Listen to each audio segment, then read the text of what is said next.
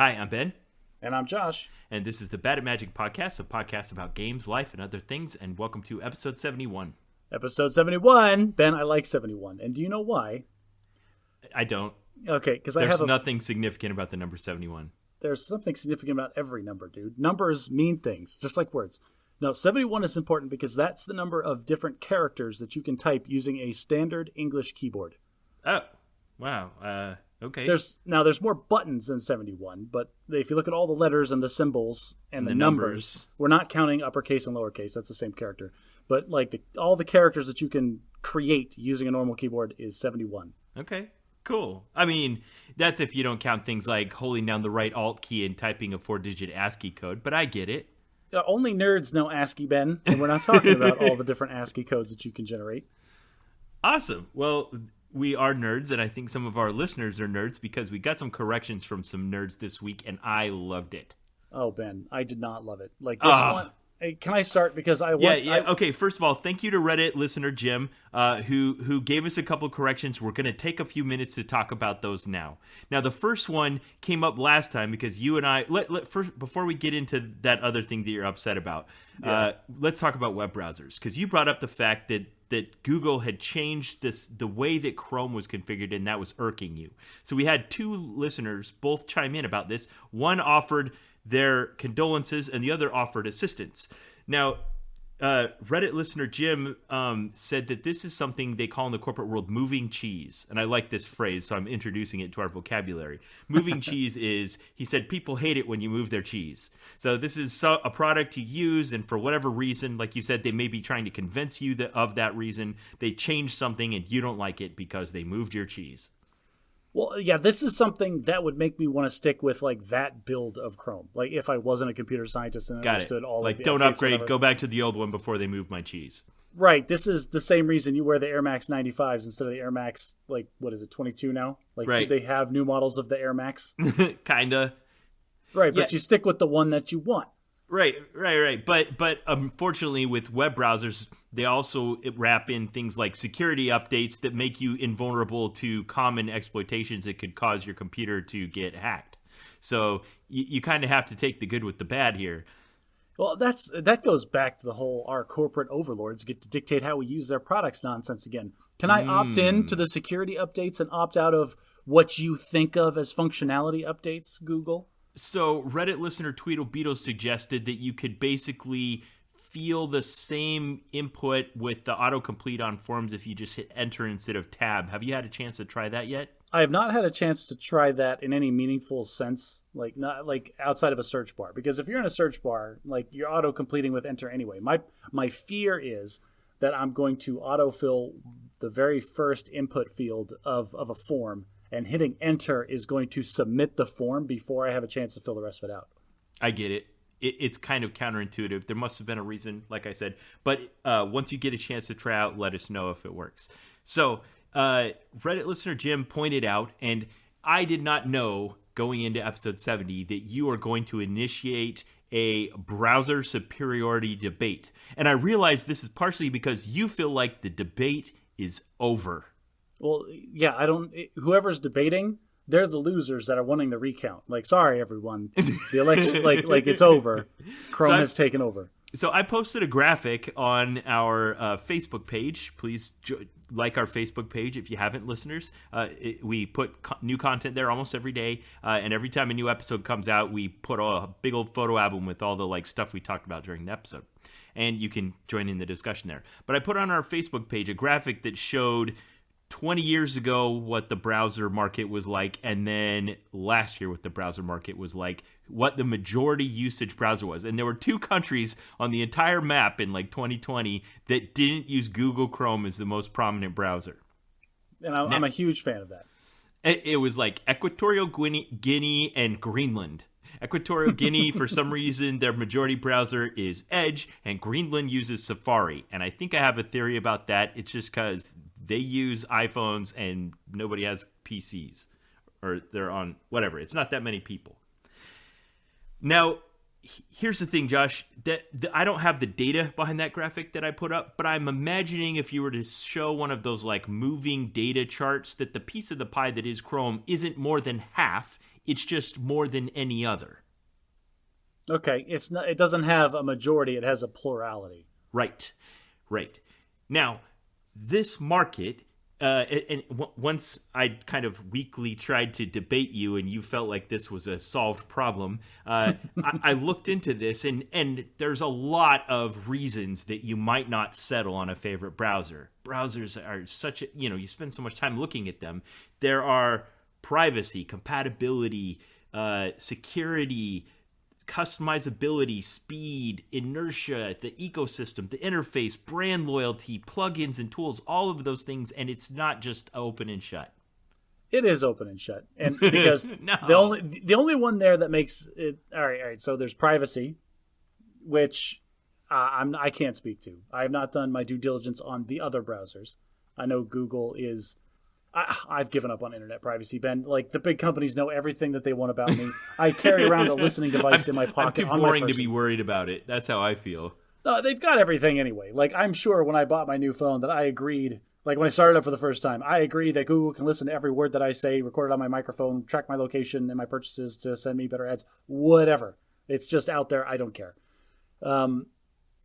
But the compatibility thing, I'm going to throw that out as the only people that care about compatibility is the government, because only the government is so slow to care about not being able to update their systems to interface with anything else. Okay, you're reminding me. Yes, that is so true. You don't even know. This week I spent way too much time worrying about compatibility with Internet Explorer 11. Hang on. Before we go down that road, like, my wife works for the county in Maricopa County in Arizona. And one of the things that they're having problems with is they're getting rid of Microsoft Internet Explorer, and they're switching full-time to Edge. And all of their web-based systems only interface with Internet Explorer. And there's this huge laundry list of checklist items that you have to do on your system to make Edge compatible with older versions of things that were supposed to be for Internet Explorer. And, like, she had to tell the IT people, like, hey, are we looking at this? Is this something that we're thinking about before it actually happens? Did someone actually try this before we announced our new strategy? Are you trusting all of these $18 an hour, like, receptionist type people to do this 40-step checklist in the settings of their system? Yeah. So in the market out there, the plurality is Google Chrome, but that includes things like Android phones. Which is why other browsers like Safari show up, because that's the default on iOS Apple phones. But you can get Chrome browser for an iOS phone. I don't know if you can get a Safari browser for an Android phone. Is that a thing? Why would you?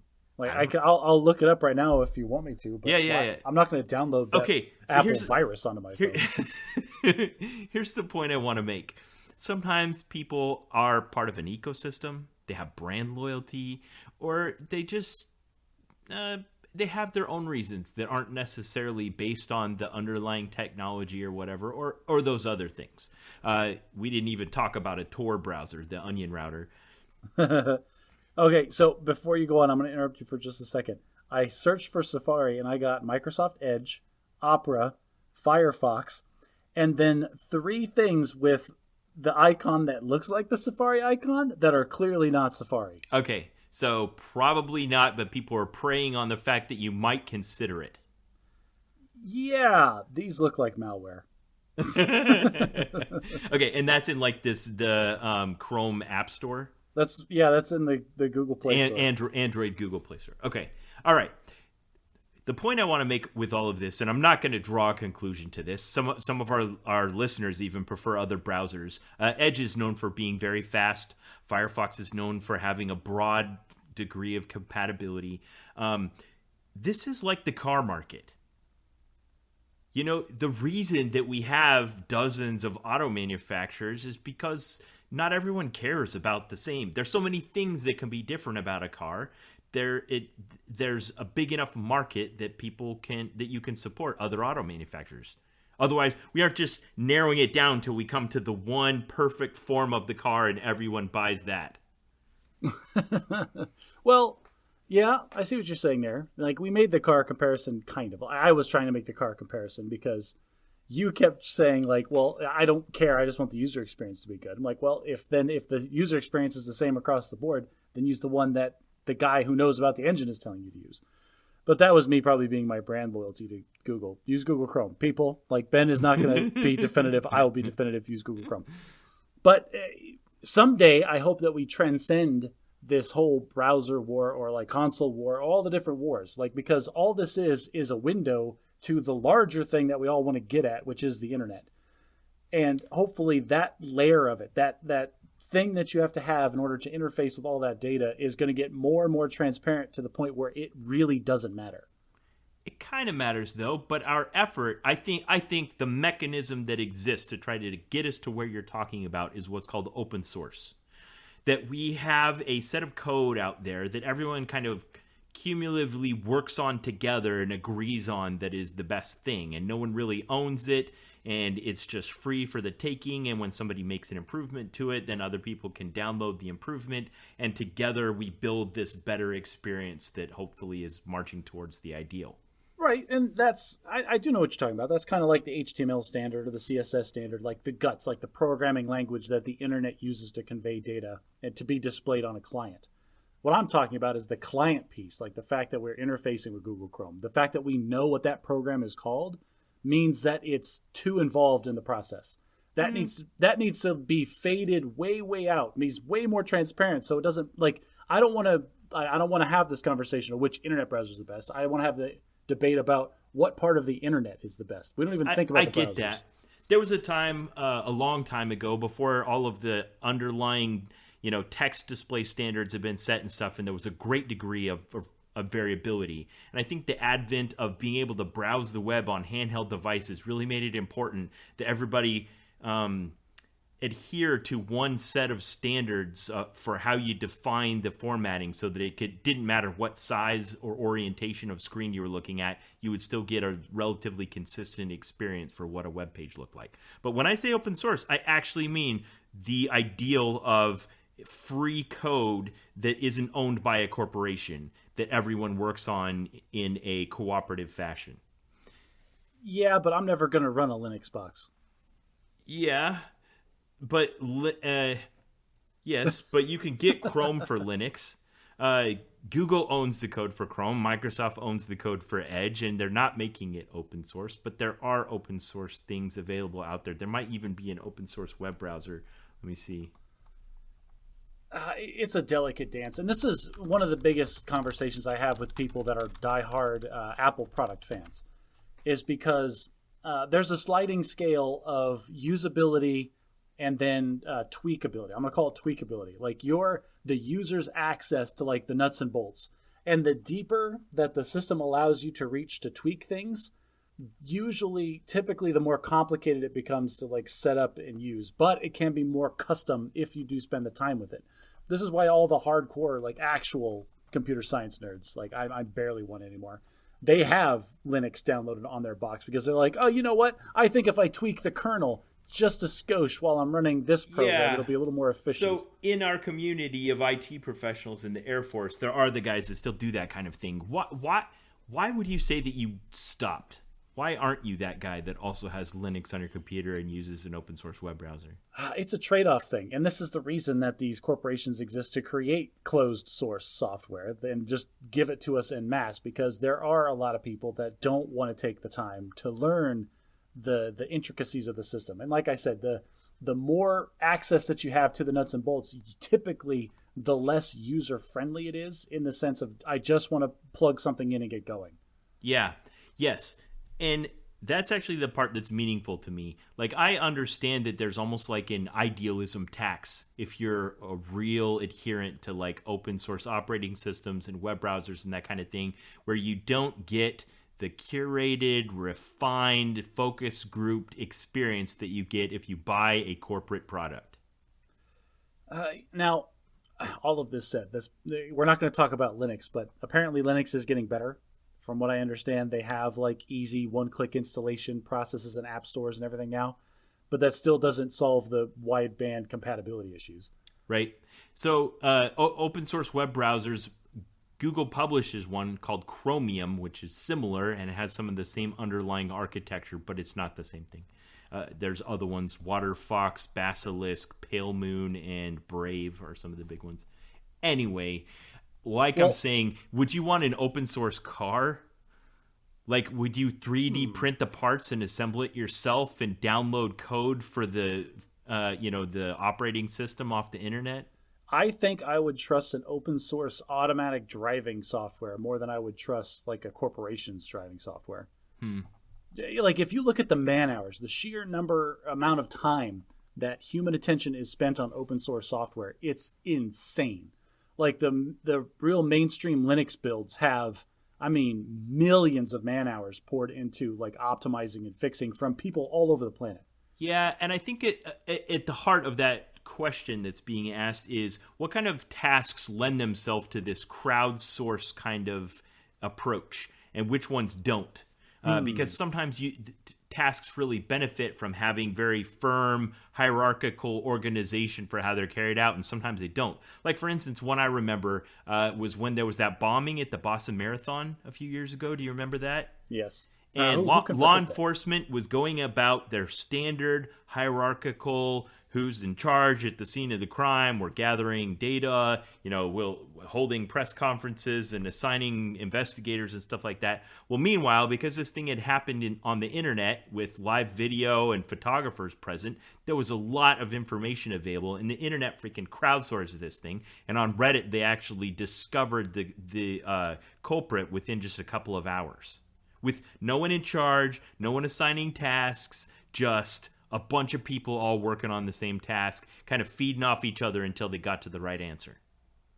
Yeah, that's going to be the future. We're just going to crowdsource these kinds of big problems, and not necessarily to people, but to like large pools of just artificial intelligence. Like, hey, neural network at some server farm somewhere. Crunch on this problem for a minute. Yeah, and like I said, some tasks lend themselves to that kind of approach, and some don't. Man, we got really deep into like technology in the future, talking about like the fact that Chrome is the best browser. Listen, so thanks, Jim, for reopening that debate. And I disagree with Josh. Chrome is not necessarily the best browser. It depends on what you care about. Just like cars, everybody drives different cars because there's different things they care about. Ben, you have a favorite kid. You can't tell all the kids that you don't have a favorite. You have a favorite. Josh, one of the lies that we tell ourselves that holds society together is you don't talk about that, even on your podcast. All right. Okay. Can we get to the thing that really?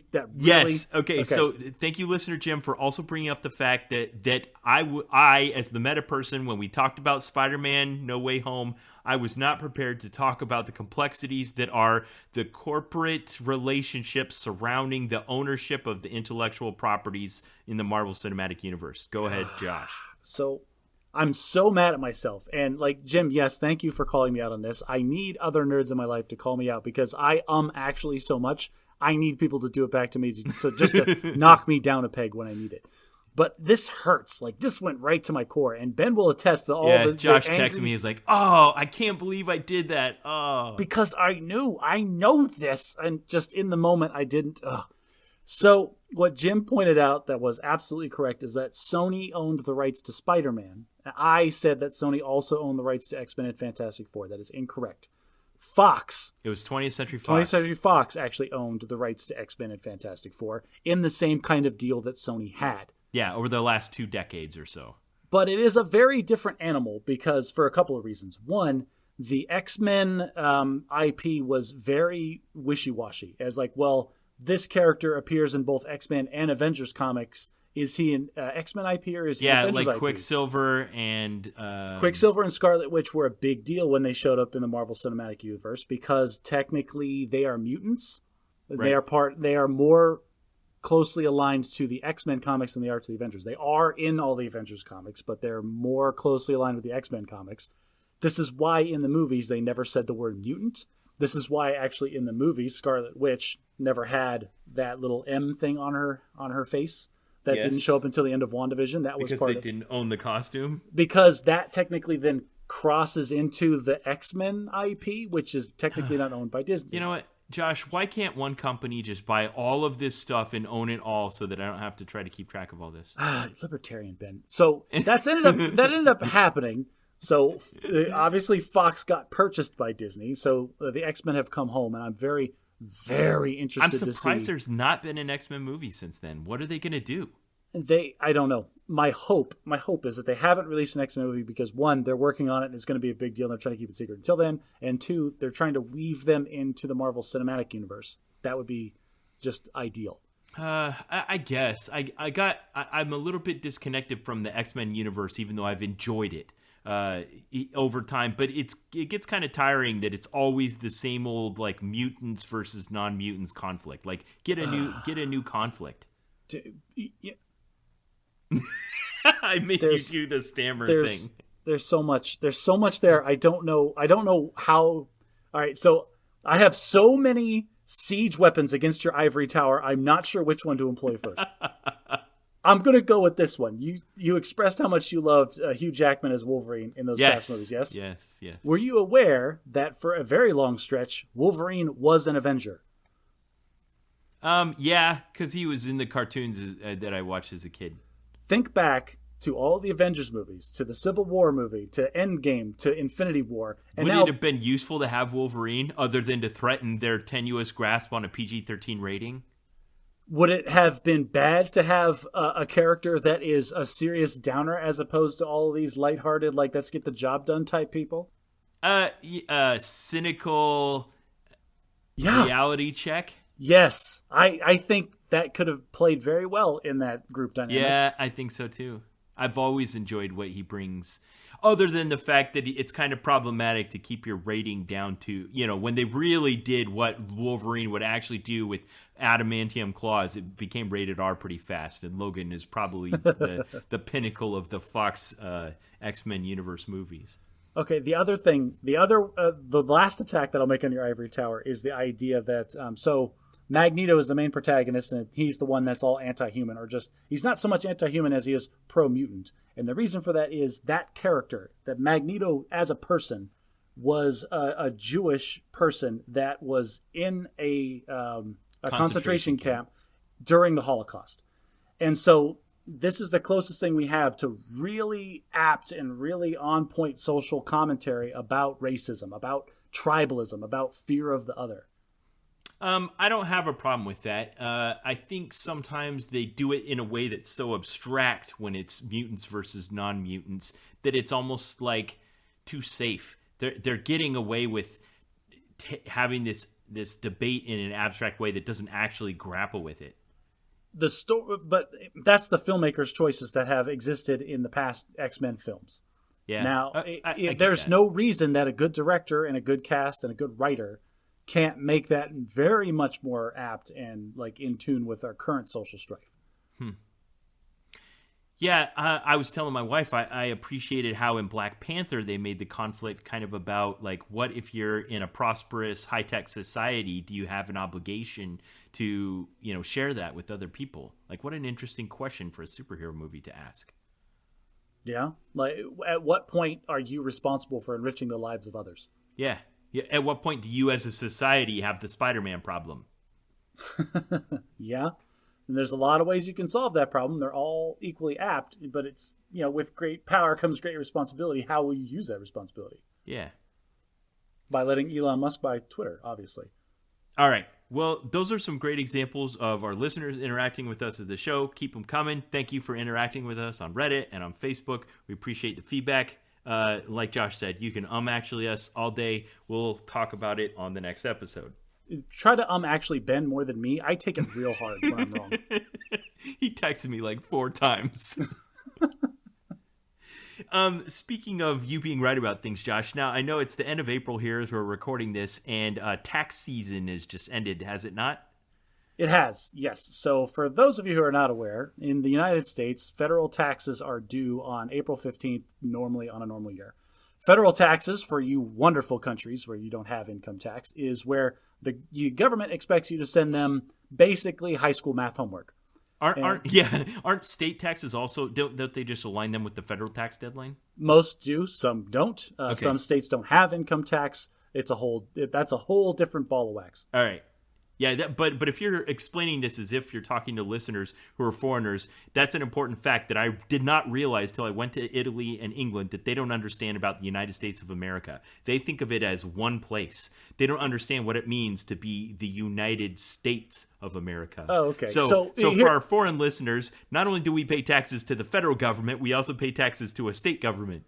Honestly, the United States is a lot more like the European Union than like you can't compare like the United Kingdom to the United States. That's not a one-to-one comparison. You need to compare the European Union to the United States. Yes, where you have the European Union that has jurisdiction and some level of law enforcement over certain things, but then also you belong to that country that does things. Think of every state in the United States as its own little country with the governor as the king. So yes, we have federal taxes that we have to pay. We also have state taxes, and some states are different. Some states conform with the federal laws, some don't. It's all over the place. So the majority of your work is focused around that deadline. So the 15th is passed, and you're back to normal working hours, and everything's fine, right? Kind of. I don't just, we're an accounting firm, not just a tax firm, Ben. I get it. So there's all these business things that have to happen. There was a bunch of stuff that was due in April. This next month, I've got to catch up on all of our contracts, and then we've got to transition a bunch of payroll. Like I've still got stuff to do, but yes, in general, my required 6-day week, 48-hour working weeks are now over, and I'm back to my flexed 40 hours, and it feels so good. Nice. So now your time is free that you can finish studying for your last 2 sections of your CPA exam? Actually, my last one section, because one. I took the 3rd test earlier this week on Monday. So that was 4 hours of just the worst. It's always the worst. It's like, hey, sit down at this computer. You're allowed to go to the bathroom once for 5 minutes. You have 4 hours. Here's the hardest questions about the most esoteric things. Ready, go. Yes. Do you have the results yet? Nope. The results won't come out until the end of May. Oh, jeez. So I took this week off from studying because I just needed, like with tax season and everything coming to a head all at the same time, I just needed a week just down. So that's awesome, man. You've only got one left. You've done the hardest ones already. Yes. So now I'm going to start studying for the next one next week. I need to pass this next one, and hopefully I pass the last one. They have to be done before Thanksgiving this year. That's when the credit from my first test expires. Right. So you have to do all 4 of them within a calendar year of each other. So once you pass the first one, you started the clock for the last one? It's like 18 months, but yeah. Okay. Once you pass the first one, started the clock for the last one. And so, knock on wood, hopefully I pass this last one because I'm going to start studying for the next one without realizing or not. And if I didn't pass it, then I've got to put that sitting on pause, re-cram for the 3rd one, and then retake the 3rd one at some point. And this is the tax accountant equivalent of like passing the bar. Yes. I don't want to draw any comparisons to that because lawyers will actually me. Don't at me, lawyers. Like, I don't know how hard it is to pass the bar. For every state, again, every state is different for what you need to do to become an accountant. In my state, I have to have a master's degree or equivalent in accounting. I have to have 2,000 hours actually working as an accountant.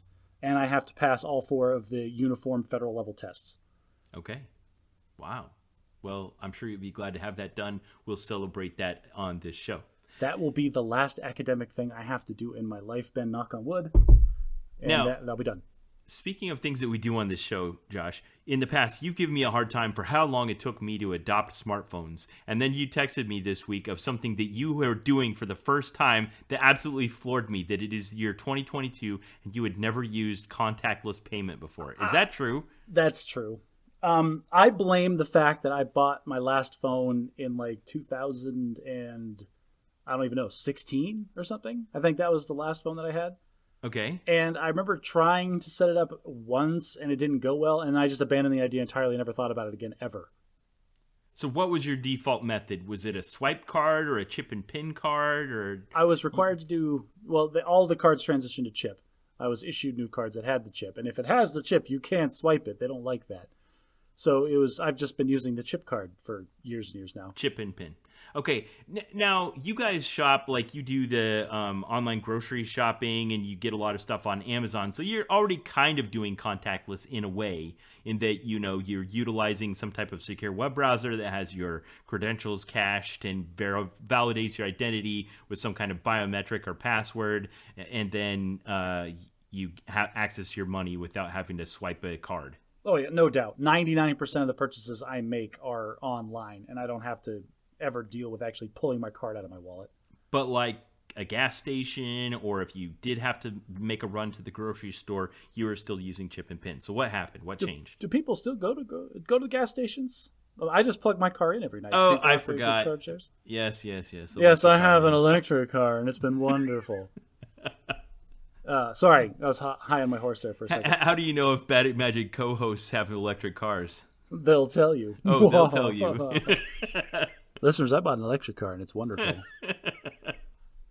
I forgot what your question was. Like, I asked you, like, did your credit card company just send you one of those contactless cards out of the blue without you having asked for it? Like, what changed your behavior? My new phone. So while I was going through the foldy one. The foldy one. So here's what happened is I'm OCD. And I downloaded another app for just whatever reason. Like, I need this app. I forgot. I didn't download it from my old phone. I use it sparingly, but I need it now. Downloaded it, and it was the only app that rolled over to the third page on the app screen. Oh, okay. I see why that triggered your OCD-ness. And so like, okay, well, something's got to go. And that made me do a hard look at every app on my phone because it was App Survivor. And one of them. Wait. The third page with your phone unfolded? Yes. You had so many apps that with your phone unfolded, you went on to 3 pages? Do you have any subfolders? Don't judge me, Ben. I can have whatever apps I want. Wow. They're down to 2 pages and they're going to stay there. Stop it. Don't app shame me. Freaking Apple iPhone user. Get out of here. Okay, so how? Well, I was going through it and downloaded already on the phone, like pre-installed, was Google Pay. And I was like, you know what? I never readdressed this. Let me look at this. And my biggest question was, are there fees for me, the user? And the answer is no. All the fees are on the merchant's end if they want to use that. And so I was like, oh yeah, sweet, let's do this. And yeah, I'm glad that I wasn't an early adopter. I didn't pay any early adopters tax for this. Ben, it took me like 3 minutes to link my all my payment methods to Google Pay. And they made it super easy. And it's like, oh, what card do you want to link? And like, oh, you already have a payment method saved in Google. Is it this one? Yes, it's this one. We see this is a USAA card. Do you have let us transfer you over to USAA. You can authorize everything. And like it knew I already had the app installed and it transferred to the app. It was all seamless. Put in all my passwords and pins and did my biometric thing. And like I said, 3 minutes later, and it's like, yeah, next time you're somewhere you need to pay, just put your thumb on the fingerprint scanner, drop your phone onto the payment thing, and it'll be fine. And the first time I used it was at buying my Chinese food lunch on Friday, and I was shocked at how fast it was compared to putting the chip into the machine and letting it crunch the numbers for 30 seconds. Yeah, it just goes bing, and then it shows you a receipt on your screen. Yes, that was... I used it once on Friday. I'm like, oh, well, I'm never pulling my card out of my wallet again. Yeah. Now, it's funny that you say that kind of facetiously almost, but to me, I can't overstate the degree to which I am reluctant now to pull my card out of my wallet. I will drive farther to get to a gas station I know will allow me to use contactless payment. I will forego stores that I know don't offer it yet if I have another option. This is the second day that I've had contactless payment, all right? And we went out to lunch and I paid there. We went to the outlet mall to buy new shoes for the kids. I used it there.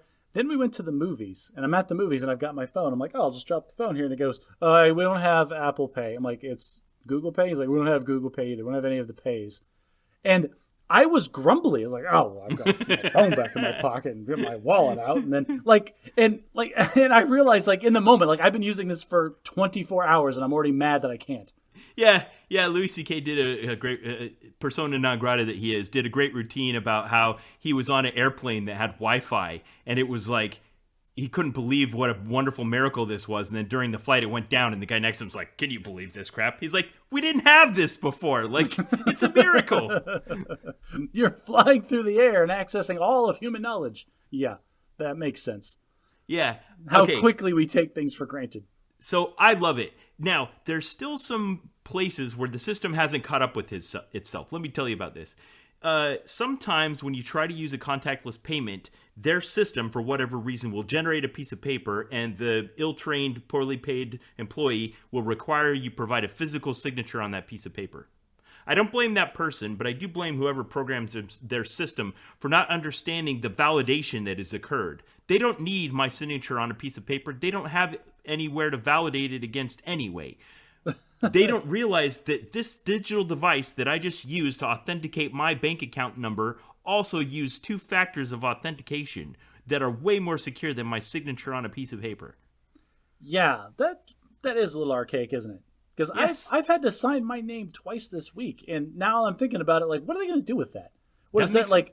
That makes me grumbly for 2 reasons. 1, because we're killing trees, and 2, because they don't know what's happening. Well, I feel like this is like, I already gave you my card. It already ran through the machine. The machine printed out. Like, what is this? My pinky promise? Oh, I extra cross my heart, hope to die. Like, I'll totally pay this. You've already got my money. That makes a great transition to what I want to talk about next. So I know you talked on this show about your family's transition during COVID to online grocery shopping, where you would just go onto the grocery store, put in your order, pull into the parking spot, let them know you're there. They bring out your groceries, put them in the car. You don't have to interact with people. You don't have to breathe the same air as people. Everything was good.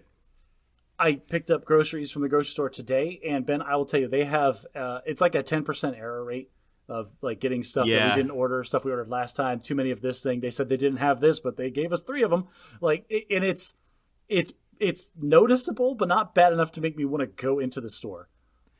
Yeah, it's funny how those trade-offs occur in our life when we get something new. Like, for instance, this week I ordered on the Papa John's app. There's not a Papa John's closest to my house. There is a Domino's, but I prefer Papa John's. So like on the one night a week when I don't feel like cooking, and I'll pick up pizza. So I just ordered it as I was leaving work. I pulled up and they were just finishing the pizzas as I pulled up. I ordered pizzas. They handed me 3 boxes. I never open the boxes and look at the toppings.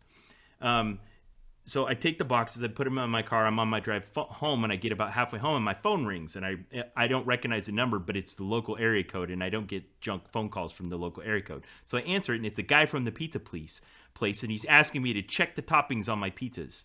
It's the pizza police. You had it right the first time.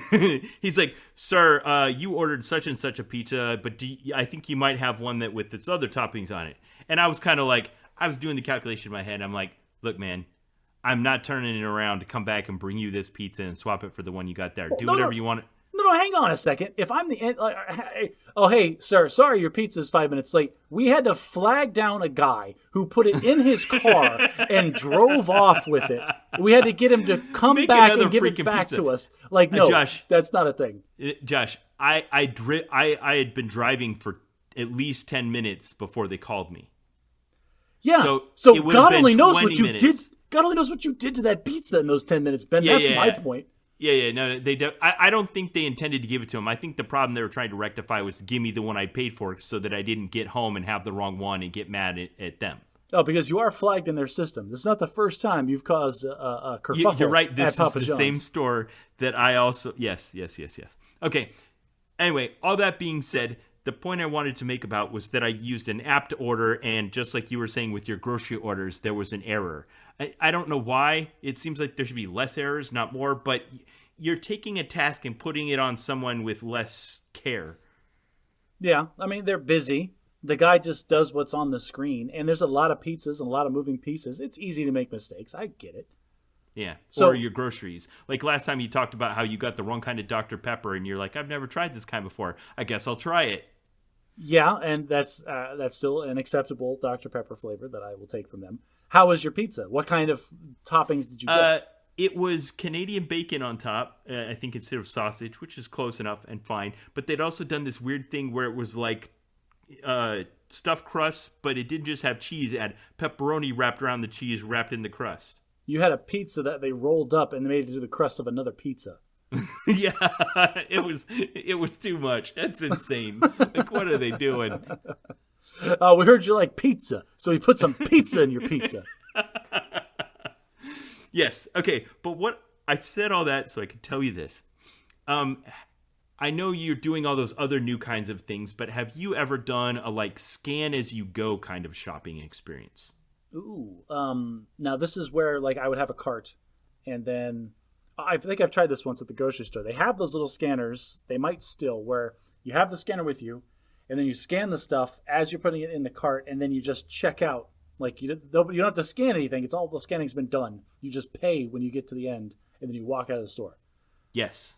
I have tried that a couple of times, and the entire time that I was doing it, all I could think of was people have got to be stealing so many groceries under this guise. Okay, so this is something you and I have talked about before, and it is the idea that as a giant corporation, you're making a decision where the bottom line is just dollars. Yeah. And if it's dollars of how many employees you have to make sure that theft never happens, but then they also steal things, or it's dollars of people stealing things because they're scanning it and putting in their cart and they're putting in extra things. And what's the bottom line? Do I actually lose more dollars with that new way, or is it less? And if it's less, then okay, let's make the trade. Okay. Yeah. So go ahead. Here's where I'm going with that. So in the only place right now within I love doing business this way. I prefer going to the store and getting it off the shelf to like doing like you do and sitting down at a computer and planning it out and putting it all in. But I hate waiting in line. I hate putting it all in my cart, taking it back out of my cart, having someone check it, putting it into bags, putting it back into my cart, putting it into the store. And the reason was when we moved to Europe, they were already way ahead of us on a lot of these things. When I moved to Italy in 2012, my local grocery store called Esselunga, which just means long S, had this thing where if you signed up, you got the scanner when you went into the store. And as you went throughout the store, you scanned it and put it into your cart. And then at the end, you just scan and pay and walk out. You don't take it out and put it back into your cart again. And then the way that they kept you honest is every now and then when you would scan it, instead of it just giving you the pay thing and having you pay, it would say proceed to the check station. And then you would have to go over there and it would take everything out of your cart. They'd scan it all and compare it to what you'd scanned with your scanner. Every once in a while you'd get audited. Yes. And it was random, and as I've established on this show, random is probably the best way to enforce the kind of behavior that you want. Now, like if people don't know when it's going to happen, they can't plan around it. There's a lot to be said about, was it really random, or was it like the foreign family from across the pond got audited like 3 times a week when nobody else got even looked at? I get it, like random checkpoints for the TSA and stuff like that, but I was there, I saw it happen. It's based on your identity, as in when you get to the store, you scan your frequent shopper card that's tied to your ID. Now, what I don't know, because the fine print was all in Italian, is if you fail one of their audits, what happens after that? Like, do they slap you on the hand and give you a warning, and then after that suspend your scan and shop privileges? I don't know. It never happened. I think the first offense is they brand like an L into your hand or something. a long S. So we loved it. Like I preferred that store over everything because it saves you so much time. You don't have to wait in line at the checkout. You don't have to spend time taking stuff out of your cart and putting it back in. You're less likely to break it. So what we got is just these bags that would sit in our cart that we could just put the groceries directly into, cloth bags, so there was less waste, less impact to the environment, less time waiting in line. You just go through, you scan everything, you pay, you're gone. I loved it so much. We moved to England. You're saying all the things that make it sound like you would love to pick up your groceries at the store, shop online, and then just have them delivered to you. But I also like going to the market and picking out the best bunch of bananas that pleases me, or picking out the loaf of bread that looks the freshest, or kind of dig into the back of the milk case and picking out the jug of milk that has the most distant expiration date. No. You do not get to be the guy that looks for the freshest loaf of bread, that digs for the newest milk, and then complains about waiting in line. Those two things can't exist in the same brain space. Why? It's like, I want to spend the extra 5 minutes to get, yes, here it is. This milk expires on the 29th, not the 28th. Ha-ha! I win, grocery store. Oh, I can't believe I have to stand in line and wait for 10 seconds while this person bags their beans. No, not 10 seconds. I waited in the line at Walmart for 45 minutes the other night. I am not even kidding. 45 minutes. I don't know what happened. This has never happened to me before. The guy in front of me, for some reason, the register glitched out just as he was paying, and the lady made him take an entire cart full of bagged groceries and run them across the belt again. Why? So your first problem is you're shopping at Walmart. And your second problem is you're not scanning the stuff yourself. Why haven't you go to the self-checkout, man? Okay, because there's a... I made you do the stammer thing. Look at this. They might have used to have had a minimum item number limit, but there's like a practical limit. If you pull up to the self-checkout, there's no conveyor belt. Well, Walmart does have conveyor belts, but there's like the quick... what it used to be called, express lane self-checkout, where it's only good for up to about 10 items, and after that it gets unwieldy because the space that you put it in afterwards is kind of small, and the space on the other side of the register is kind of small, and you're crowded in by other people. It just doesn't work out really well. I've solved that problem with multiple carts, but go ahead. Land your plane on the shopping. So we moved to England, and they had a store called Tesco that had a similar thing. You check out a scanner when you go into the store, but this time, instead of doing the audit where they do all the things, it would just do a spot check when you got to the checkout. Check a couple of items, and if there weren't any issues, then pay and leave. Oh, okay, that makes sense. So when I came back to the States, there really is this cultural morality thing going on. So it doesn't exist in most places. Like in Walmart, you still have to take everything out of your cart and either check it yourself or have someone else check it. And it's kind of sneaky, but with one of those self-checkout registers, there's a scale that's weighing your groceries. Oh, I'm aware of that, and that's why it freaks out at you. It's like, oh, please put your item in the bagging area. Yes, I know you're weighing it to make sure that I'm not scanning cereal and putting a 12-pack of Coors Light in there. Right, exactly. So that's all happening, and I don't know if it's based on just people's superstition or if it's actual based on the differences in behavior. But for some reason in Europe, they'll trust you with a few checks here and there, but in America, we aren't doing that yet, except for at Sam's Club. At Sam's Club, a big box, a bulk store similar to Costco, they allow you to install an app on your phone that then you can scan the items as you put them into your cart, and then as you're headed for the door, you just swipe, pay for everything, and walk out the door. So here's my question to you, Ben. Is in one calendar year, is there going to be enough shoplifting? Is it going to be more or less than the salary that you would pay to one full-time checkout person? That's the question. It must be that they save more by with whatever amount of theft there is. And here's how I know, because when I went this week, there was someone standing at the door, someone who's getting paid full time to stand at the door and tell people to sign up for Scan and Shop. Sign up for this app. We don't mind if you steal. Just try to keep it under Jenny's salary. She's leaving next week. So here's the other part I want to talk about and I want to get your perspective on this because I think it'll be different than mine. The Scan and Shop app, when you swipe to pay, then it gives you your receipt and says you paid, and then it gives one of those 3D barcodes. I forget those QR codes. It gives a QR code, and then as you go out the exit, an employee scans it, and it kind of uploads your transaction into their device, and then they'll scan about 3 or 4 things in your cart. Okay. And as long as they spot check thing again. Yeah, spot check thing again. As long as there's no issues, then you get the green light. Your app tells you you're good to go, and they stop standing in your way. Well, about a month ago, the app updated and it added an extra protocol in. This is the part I want to talk about. Sorry it took so long. When you get to the exit and you're about to go up to the person and you swipe to pay, it tells you how many items you had added to your cart and says, you added 30 items to your cart today. Please verify that you have 30 items in your cart. Okay. And it's just like a checkbox, like you have to agree to it before it lets you proceed with the transaction?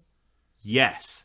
All right. So give me your perspective on why that was added in the update to the app. Alicia gave me hers. I had a different perspective than hers on it. This is 100% legal justification if you were to go, if they say that you're shoplifting. So this is just one more piece of evidence that they can lay on against you. Like if they say you're shoplifting, you say, no, I'm not. Now they have to justify to a third party, a legal organization, to say well, how do you know he was shoplifting? Well, for starters, he said there was 6 things in his cart and there's clearly 47. So right there. So that's the only thing it can be, is that there was somebody that was caught shoplifting or accidentally got too many items or whatever and got off for whatever reason, and so they feel like they had to add more legalese, or the lawyers came up with more ways that they could indemnify somebody? Like, what else can we do to like make it absolutely your fault if you end up with the wrong amount of stuff in your cart? Okay, I'm going to ask you a loaded question about this. Do you think the only possible situation where somebody would try to leave the door with a cart where they had errors in the cart is because they're trying to steal something? No, there are absolutely totally innocent circumstances in which you would accidentally shoplift some things. For example, I don't have 100% full eye contact with both of my children the entire time that I'm grocery shopping. So if one of those kids thinks they're being sneaky and throws in a box of animal crackers, like, I might not catch it. Okay, so let's say that happened. Let's say that exact thing happened. You went to the exit, you signed it, they did their scan check, and they scanned the animal crackers, and it said, boop, that wasn't in your cart. And you're like, oh, crap, I didn't know I didn't pay for that. How would you like them to handle that? Would you want them to suspend your privileges or just let you fix it on the spot? Or like... I think the first time. Like, because this is an account-based thing. You're not just some random stranger off the street. They are tracking your identity across time. So if you're a first offense, I say they should send you to some hand checkout. They do a full audit of your cart and then let you know, like, hey, if this happens again, stricter things are going to happen to you. You pay the difference. Hell, maybe even pay like a minor penalty, like a $5, like you screwed up penalty. I don't know. Just some barrier to entry to try to like, hey, stop it.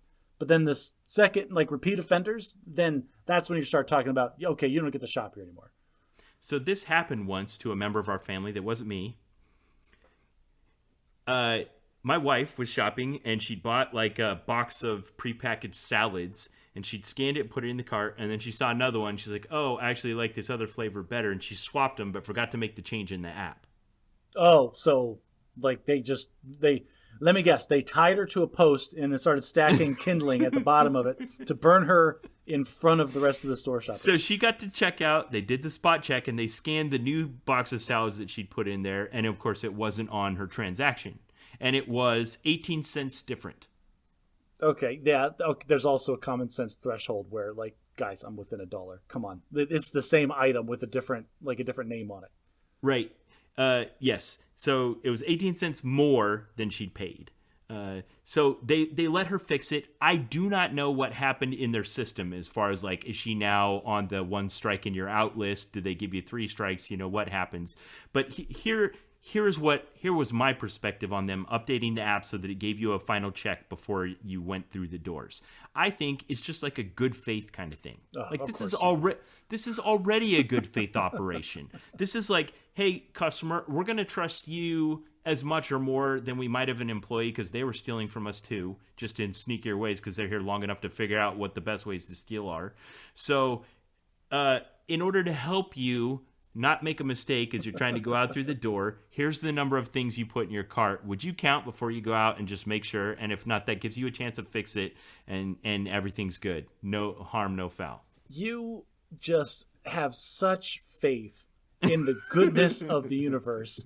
And I don't know why. Like, this is the opposite of who hurt you. This is like, Ben, why do you have this feeling that like everybody's just out to help each other? Because that just doesn't happen. But I expressed that in terms where it sounded like it was goodwill, but it's also just good corporate business policy. Like, I want to do business with a corporation that's not trying to get me. Like, and if they're trying to make it easier for me to do the right thing, okay. There is a Sam's Club marketing team that is high-fiving right now listening to this podcast. Like, yeah, this guy got it. This is exactly what we were going for. It's better for them. It's better for me. Everyone wins here. Any corporate CEO listening to this podcast, listening to my voice, listening to Ben's voice, this guy's getting out of the military in a short while. You need him on your spin team. This guy can make any amount of corporate bureaucracy sound like a favor that you are doing to the consumer. It is time for Bad at Husbanding. All right, Ben. So I didn't put these notes in, so I'm assuming you were bad at husbanding this week. Yeah, I'm just putting it under the banner of bad at husbanding because this is something I have to... Yes, I'm always bad at husbanding. Let me tell you why, Josh. Author John Green, fiction author and also sometime nonfiction author, famous for his book The Fault in Our Stars, written a lot of other things, but that one used a term on his podcast that I listened to that I'd never heard before and I actually loved. He said, well, that was an H of G. and he kind of moved on. So I went and looked it up to find out what an H of G meant, and I found a video by him on YouTube, link in the show notes. An H of G was a shorthand he used for what he called an hermeneutics of generosity. And I see why he called it an H of G. Yeah, a lot so easier. I knew what the word generosity meant, but I did not know the word hermeneutics. So I looked it up, and the word hermeneutics means an interpretation, more generally used in like a religious context, like an interpretation of the Bible, but not necessarily just a religious text. So an interpretation of generosity. And the context he used it in was in talking about interpreting someone else's actions. For instance, if you see someone speeding through traffic in a black Mustang, for instance, maybe they're a jerk, or maybe they're 2-year-olds in the backseat digesting a pin. If you see some little old lady stuck in the middle of a 4-way stop intersection, completely lost and doesn't know what she's doing, well, maybe she's just confused and needs help. And not intentionally making my day terrible. Yes. So the idea of a hermeneutics of generosity, an interpretation of grace, is that everybody out there, for the most part, is just trying to do the right thing. They're just trying to get by. They're not out to like exploit people and do terrible things. They're just trying to get to work. They're trying to make it to their kid's soccer game. They're trying to get groceries to feed their family. They're trying to make their way in the world. And we interpret our own actions with an hermeneutics of generosity, so we can extend that to other people. I'm sighing heavily because I completely understand what you're talking about. Like, this is the way that you approach the world, the way that the filter that you use to tell the stories to yourself about the other people that are around you, to just how you interact with the universe. And I don't know why, but my brain always goes to this prisoner's dilemma thing. Like, yeah, 99% of the world out there is just trying to do their best, just like I am. And I know that, like, consciously, like in my brain, but I don't know. I don't know what happened in my past where I got burned once or twice hard enough that it's just a better expected value for me to approach the universe as if the universe is out to get me, because that keeps my guard up. That makes me make decisions as if the worst case scenario is going to happen, and so I'm always prepared for it. And I've said it before, like if all you're expecting is bad news, then you can only ever be happily surprised. And that's the reason that I'm so pessimistic all the time. Is it? I don't know. The universe lets me down less, I think. So let's make these 4 Punnett squares here. So let's say that you're interacting with someone and you're going to give them a hermeneutics of generosity. Like, you assume that they are trying to do the best thing, and that's true, and then positive outcome for both of you. Part of that heavy side that I did is I ran through this square in my head. And so this is where we're going to disagree, is because from my perspective, not doing the hermeneutics of generosity and telling myself the pessimistic, this guy's out to get me story doesn't cost me anything. Like, being on guard, I don't think I'm losing out on any positive value. Does that make sense? So, yes, and that's what I would like to actually contend with. I think it does cost you something. Right, and that's the thing, is it's completely subjective, and there's no way for us to actually like come to a middle ground on that. Yeah, but it can cost you something. Like, let's say, for instance, a road rage incident. You're driving on the road and someone does something careless or irresponsible, or maybe neither, you don't know, but you tell yourself the bad story about them. Okay. That influences your emotions, maybe the next thing that you do. Whereas if you tell yourself the good story, maybe that can help you remain calm, make a more rational decision, not escalate the situation. But here's the thing, like, if there's some kind of, if I get cut off in traffic, that doesn't make me upset because I'm expecting to get cut off in traffic. I'm expecting people to sideswipe me at all times. I am always expecting the worst thing to happen. And but so do you get angry about it? Do you yell? Do you make hand gestures? No, because 90% of the time when it happens, I'm like, well, yep, you see, there it is. Right there. Justification. I don't know what to call that. That's another thing altogether. Now, in a very fundamental way, our giant human brains, one of the things that we're doing most of the time, if our brains are working properly, is thinking about other people, about what they're thinking and how that influences things. if you have, say, for instance, an autistic person, this is usually one of the things missing from their life. They're incapable of, even if they're on the low end of the autism spectrum with things like Asperger's, is they aren't able to tell themselves a story about what the other person's thinking. They can't put themselves in another person's place. Now, frequently, if we're telling ourselves a story about what the other person is doing, we could be wrong. Maybe we're just not creative enough, or we just picked a wrong place. But if you choose a generous story, you'll have a better outcome. There's a lot to unpack there. So first of all, I have thought sometimes that my lack of empathy might be one indicator that I'm on the spectrum. I don't think I am, but maybe, I don't know. I'm really good at math and I hate people, so maybe I'm in there somewhere. Okay. The other thing there too is, like you're talking about, like when you're applying this to telling yourself stories of other people, you are inherently limited in the stories that you are capable of telling about that person because of your limited experience. Yes. I have no idea what you're right. I have no idea what it's like to be a single parent. Like how am I supposed to tell myself a story about some young mother that cut me off in traffic? I got it, Josh, but aren't you just as likely to be wrong to tell yourself a negative story as you are to be wrong telling yourself a positive story? I don't tell myself stories about people. I don't have to justify why they're doing things. I just know that everybody's going to do the worst thing for me possible. They don't need a reason. You do tell yourself stories, Josh. I know you do because I've heard you say it, and you use the vocabulary of someone that not only has judged their behavior from your perspective, but also from theirs. Okay. I mean, that might be anecdotal. Like the time that you pulled up to the drive-thru and the lady told you to pull forward and you said no, and then I forget what she said next. It was something like, "Honey, you're going to mess up my time. You better pull forward." And then the very next thing you said was you described her behavior from the perspective of you told yourself a story about her motivation, about her position, about her life. Yes. That's the way we do this. That's the way someone who's capable of empathy lives their life. You're always telling yourself stories about the other person. Here's where I wanted to go with this and why I started out under the banner of bad at husbanding. Oh, wow. Most of the time when we're doing this, it's in circumstances with strangers.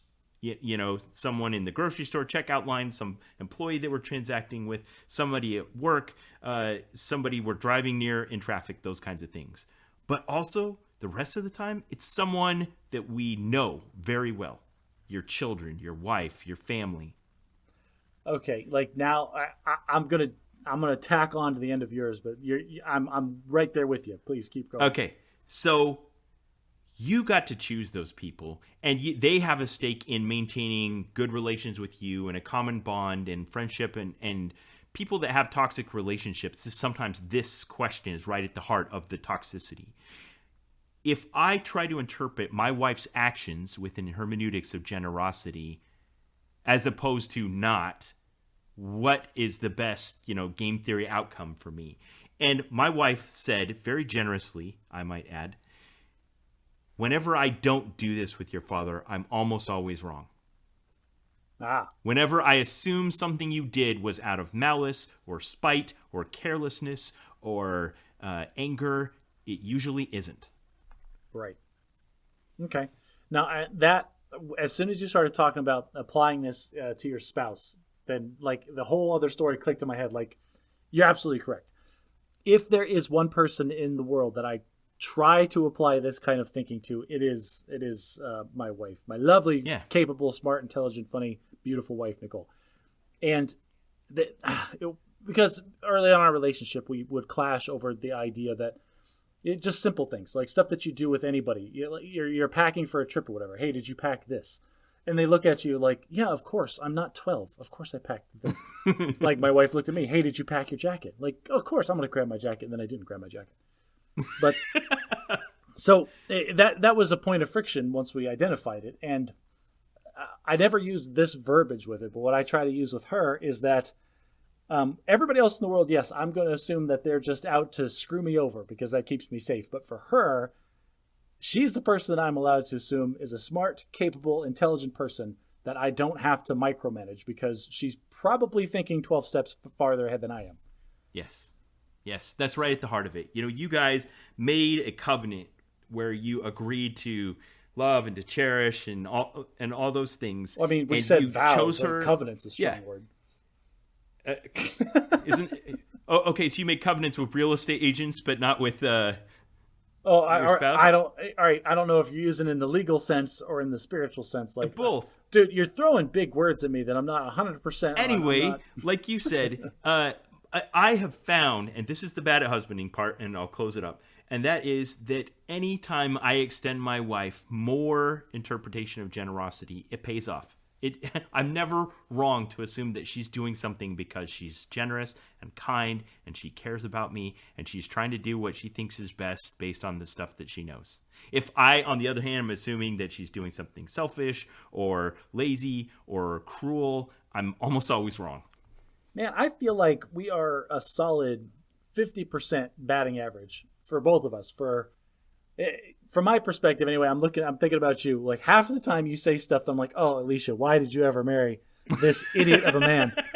And then the other half of the time it's like this. I'm like, oh, look how sweet this guy is. Alicia, he's a keeper. But I don't know what your overall long-term average is. I love that you chose the term batting average because if you had a 500 batting average, you would be in the freaking Hall of Fame. So I'd like to think I'm somewhere near 500. I'm definitely not in the husbanding Hall of Fame, so I'm probably more in like the twos or the threes. Yeah. All right, Josh, it's time for Bad at Logic, and because this is an odd episode, we are doing a bias. Oh, and Ben has dropped his lovely YourBiases.com playing cards, which have both fallacies and biases. Sponsor the podcast. That was terrible because I'd kept them in a specific order to keep track of which ones we've done and which one we haven't. I see. I just remember because I listen to every episode of the podcast before we record. Ben, do you not do that? Oh. Are you just not constantly re-listening to ourselves talk about things over and over? Josh, you know how you talk about how you're OCD sometimes? Like, I get it, but now these cards are all mixed up and upside down and backwards, and I'm going to have to fix it. Oh, no. If only there was a place that had all of the show notes listed in a chronological order, preferably on an internet site that I could access easily. Badatmagic.live, people. It's all listed there. All right, so what's our bias this week, Our Josh? bias is perfect because we basically have been talking about it for the past 45 minutes. It's the pessimism bias. The card itself says you overestimate the likelihood of negative outcomes. Ben, I don't think that I can, if I even tried to say that I don't have this, I think exhibits A through, I don't know, we're into hexadecimal numbers at this point, would be every episode of the podcast we've ever recorded. Like, I suffer from the pessimism bias.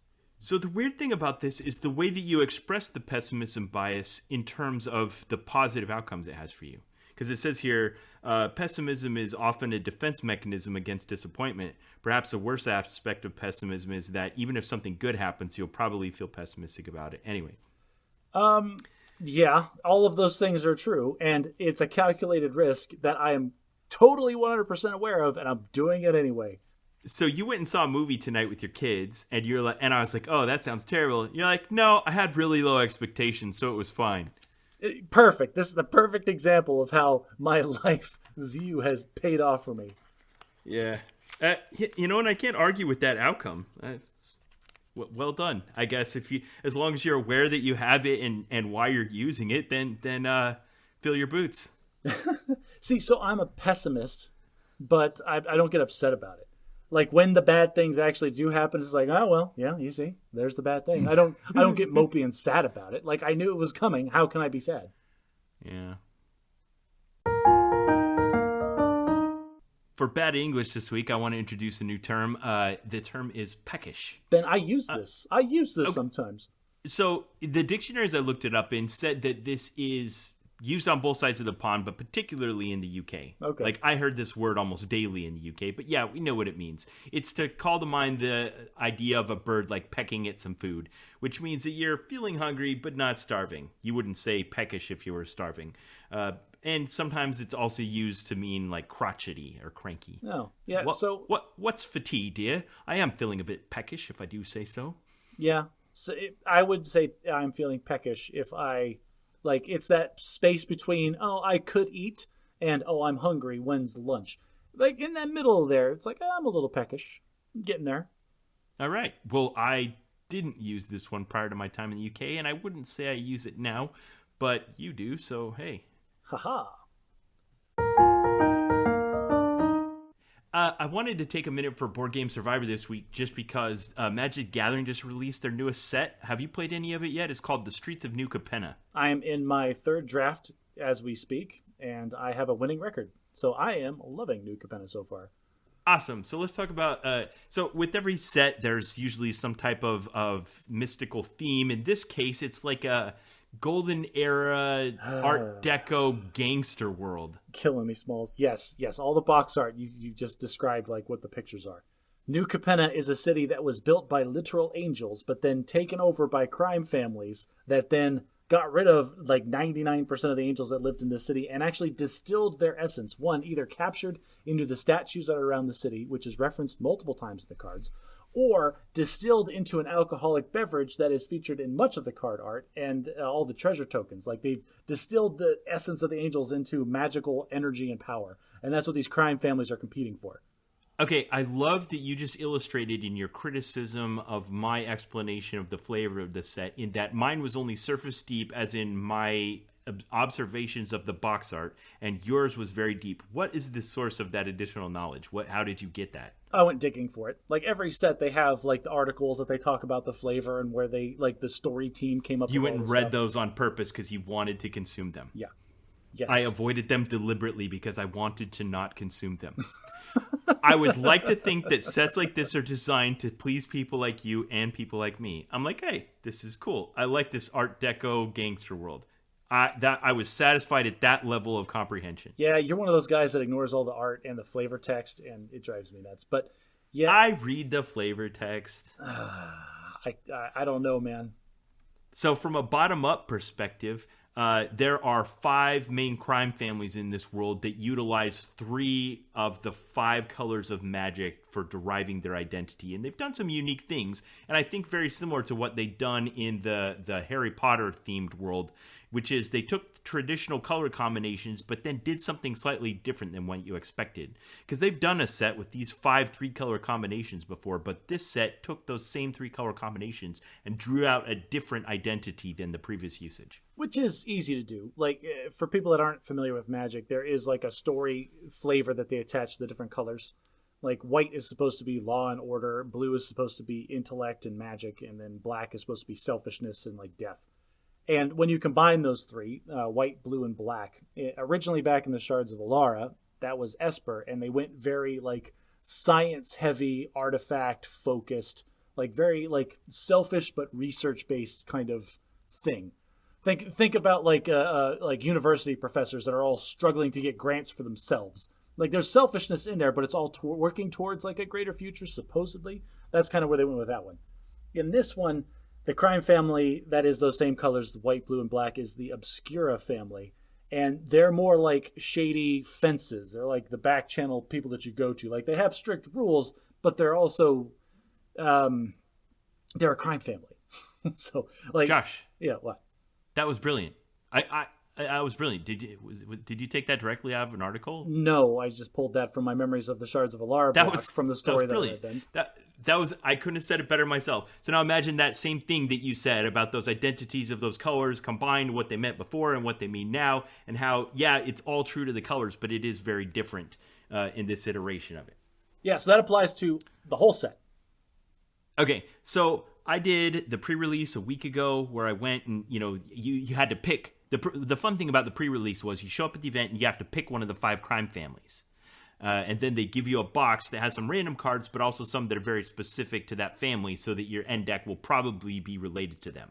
So it felt like being a new guy in town and having to align yourself with one of the 5 crime families. I'm actually really jealous and sad that I didn't go to a pre-release now. Yeah, it was great. A good time. And I made a great deck and had fun playing it. You played this stupid Jund deck, didn't you? The green, red, black? No, I didn't. I can't even remember the name of the family. I forget all the proper nouns. I had a good time. Today, there was a draft at my store where they had a draft where you basically get to pick from a group of random cards and put together a deck as opposed to pre-selecting your colors before you start. So in this case, I ended up in green, black, red. I forget the name of that crime family too. And my deck was Riveters. Was incredible. Like it was Super good.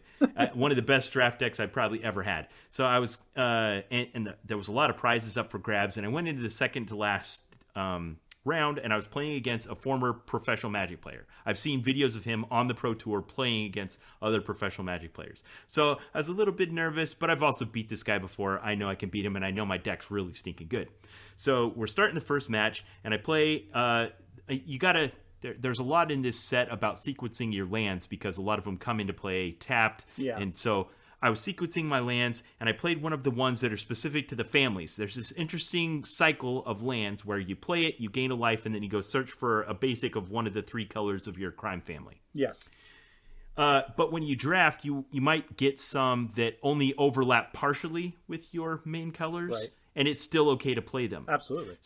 So I had a couple of those in my deck, and I had one that I thought was the true color identities of my family, but it was actually one of the ones that only overlapped with 2. And I played it, and I searched for a land that wasn't on it. Here's the thing. I put it into play. I passed the turn. My opponent plays his turn. It came back to me, and I drew the top card of my library, and the top card of my library was the land I thought I'd played. So I looked at it, and then I looked down at my graveyard. So then I'm looking at it, and I'm having this moment where I have to decide what to do. Now, before I tell you what I did, Josh, I want you to know that I'd basically gotten away with doing something illegal. Not the first time that you've done that. Like, I will never forget when we were at Grand Prix Vegas and you played a Changeling when you had the Bear Lord in play, and I had to call you on it, and I was so mad at you at the time. Yeah, no, but that what you're talking about is just me missing a trigger. This is where I'd done something that the game does not permit that was in my favor. Yeah, that you had done the textbook definition of cheating without intent. Right.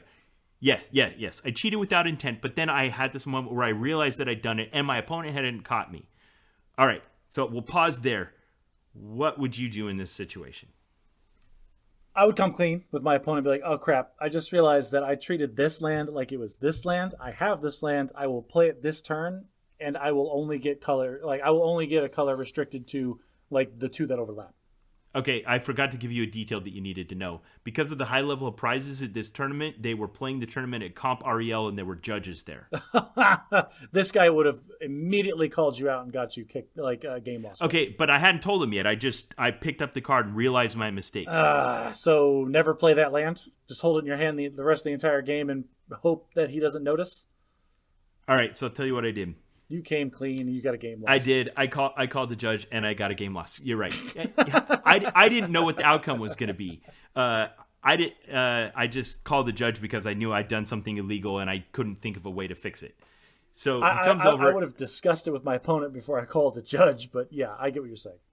Yeah. So the judge comes over. He looks at it. My opponent knew as soon as I called the judge. He knew what was going to happen. He's a pro. He knew. I didn't, but he knew. He knew what was going to happen. So the judge comes over, kind of looks at the situation, puts her hands on their hip, blows, and you're like, I'm afraid I'm going to have to give you a game loss. I was like, oh. So he wrote on my slip, gave me a game loss. We started the second game, and my deck was crazy good, but he played 2-drop, 3-drop, 4-drop, 5-drop, 6-drop, and just rolled me. You know, just utterly curved out. I had no answer, and he blew me out, and I lost. Then I won the final round. And so I came out in the point standings in second place to him. So I got second place, and I won a bunch of prizes, and I was second to him. I feel like in that moment, if I just read my cards, the problem is the game's so complicated sometimes you just give yourself permission to do some mental shortcuts. That sounds like an excuse. Like, here's the thing. The cards that you're talking about are all named differently, and guess what? The names of the crime family correspond to the lands that you can get, buddy. So maybe if you paid a little more attention to the proper nouns, you wouldn't have made that mistake. I have no defense to what you just said. Also, the fact that it's written on the card, the lands Josh, that you're allowed to get. There are 80 words on that card. Yes, and 3 of them are the ones that matter, and they're right in the middle, and they're all capitalized. Like, they're not hard to find, man. Yes. Yeah. I wasn't trying to make an excuse in the respect that I think I shouldn't have gotten a game loss. I cheated. I was trying to make an excuse that when you play this game, as complicated as it can be, as dense as it can be, as much lore as there can be, as much stuff as there is to remember, you have to take shortcuts somewhere or your brain is going to explode, and it cost me. It cost me a game, and it cost me winning the tournament. Not the first time something like this has like exceeded your brain space, supposedly, and caused you problems like this. Now, I'm not going to criticize you on that. You did the right thing. Yay for you. But here's my recommendation. The next time you rear-end somebody, see if you can talk to the other driver and work something out between the two of you before you call the cops. I love it. That was great. In fact, what a great place to transition to our feature today. And Josh, first of all, before we introduce it, I want to ask you what made you think of doing this feature? What made you decide to do this? So I recommended this topic to Ben via text message a few weeks ago, and it was probably one of my shower thoughts where I was just I was thinking about my age, buddy. Like I'm sorry. I feel like now, like this is the last couple of calendar years is when I've really started to actually physically feel kind of old. Like I'm starting to feel the miles on the truck. And I don't know, I just got to thinking of, you know what? Like if I'm going to live for another X number of years, what are some of the things that I would want to see? Like what are the things that when I was a kid I expected would happen? And now that I'm a little older and wiser, what are the things that I still want to like experience before I go?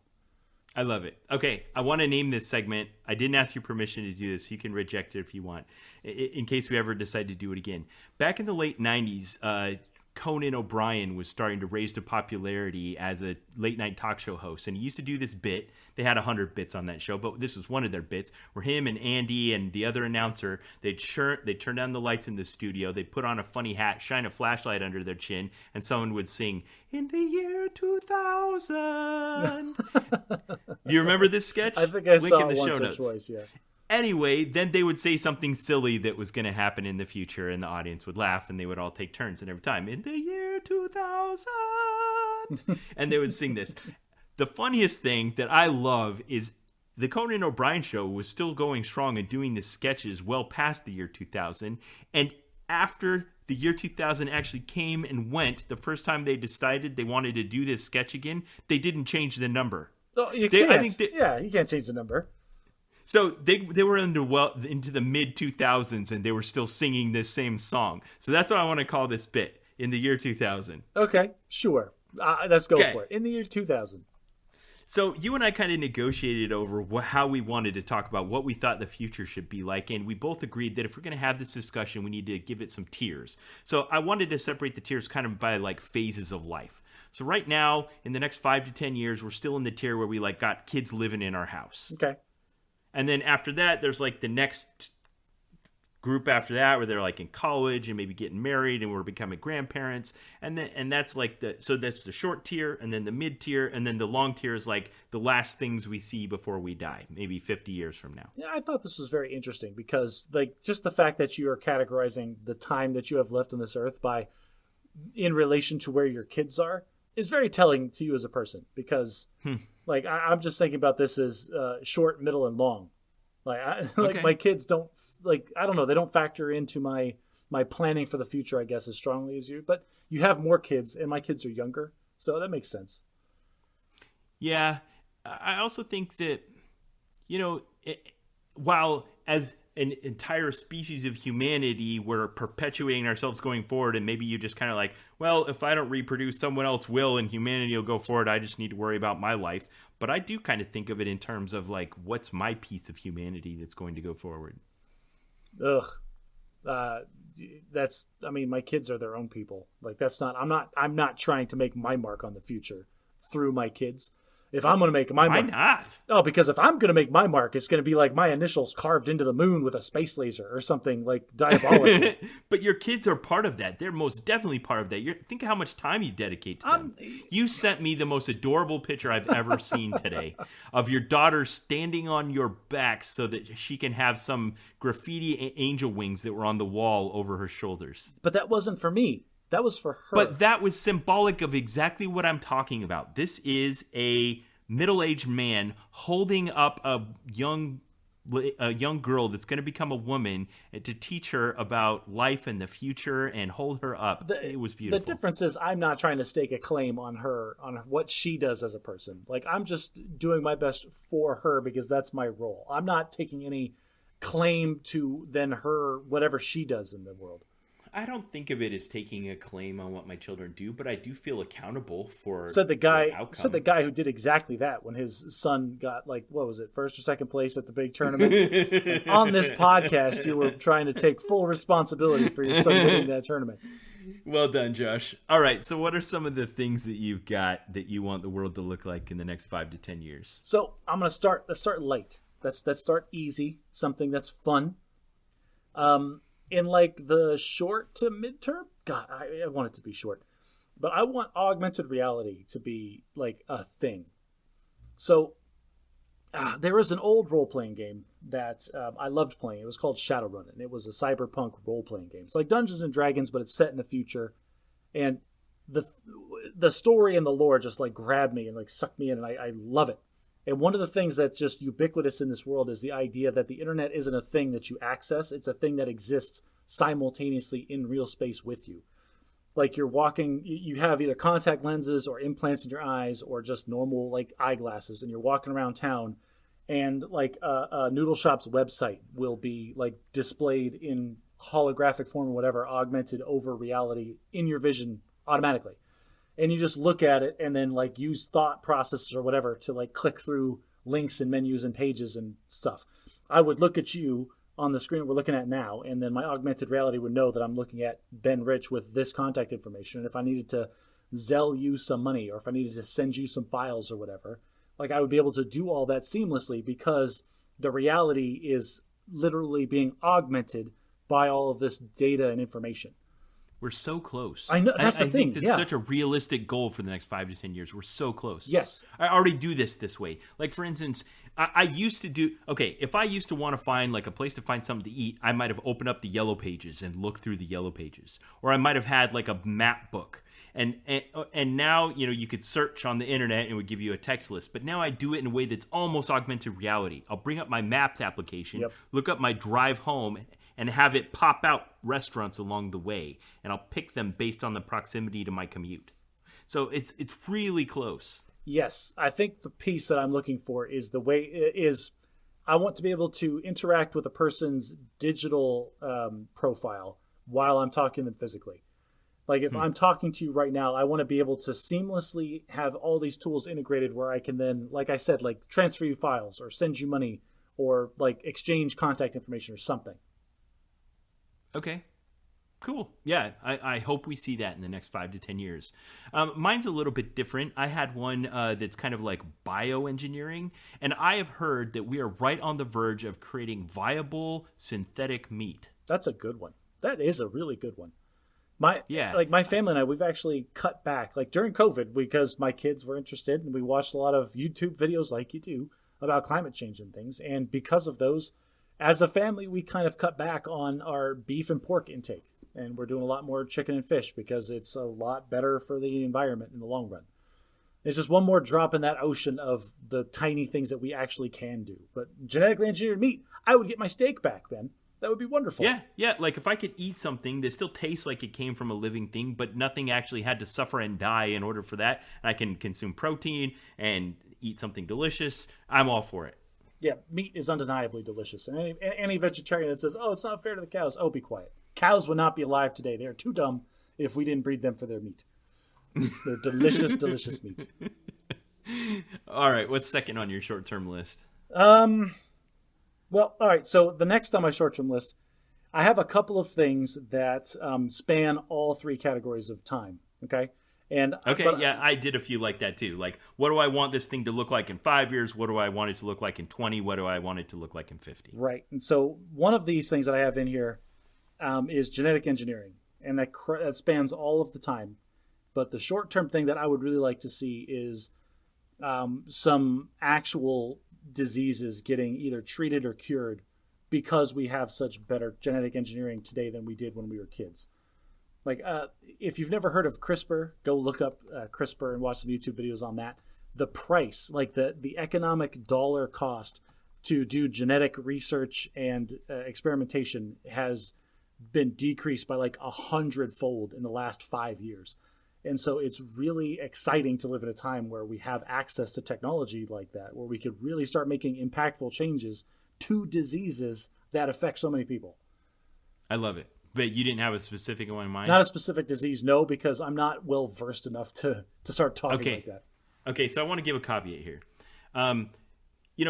First world problems. We're with people somewhere in the world right now starving, living in poverty, working in inhumane conditions, suffering from preventable diseases, without access to sanitary drinking water, and or suffering from racism or war or political oppression.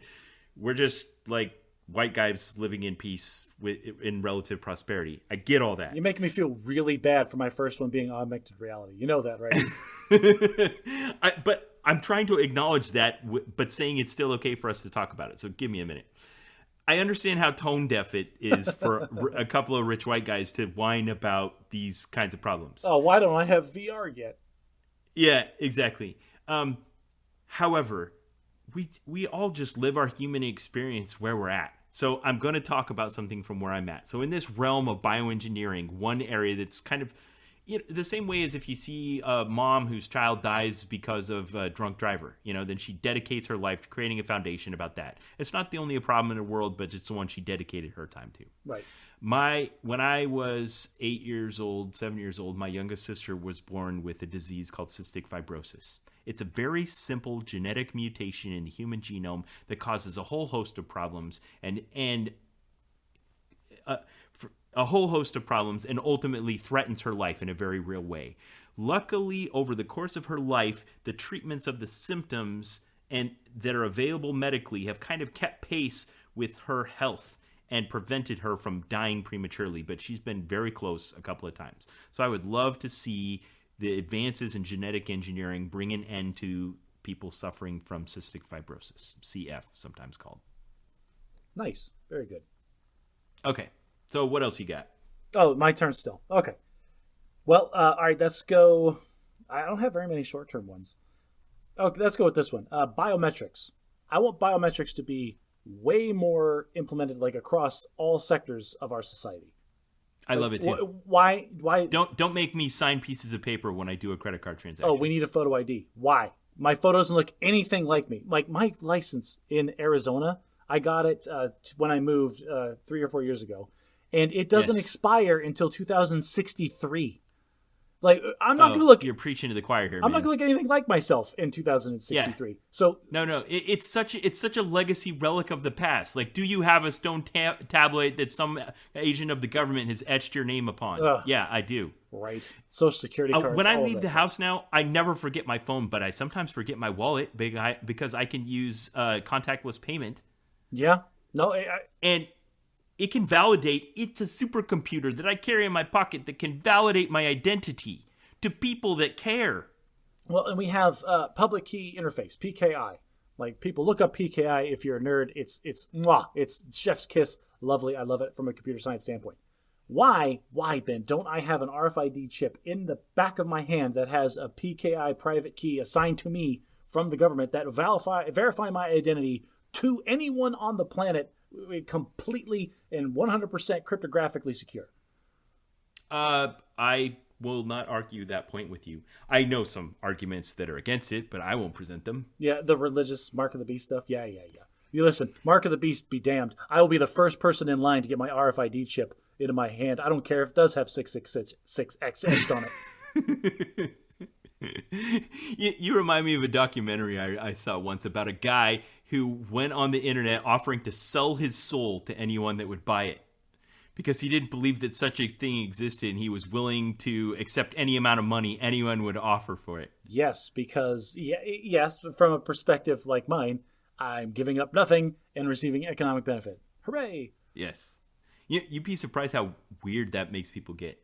Anyway, I think one of my next is, just about kind of the strife we live under in geopolitics. It feels like we're so close to taking the next step towards the Star Trek utopia, where we just respect people and we live in peace and harmony and we recognize the common good and we make common decisions. I'd love to see an end to the war in Ukraine and beginning to nuclear disarmament. So this is funny. I have 3 of the things that I listed on my list. I wrote it down, and then afterwards I categorized it as never.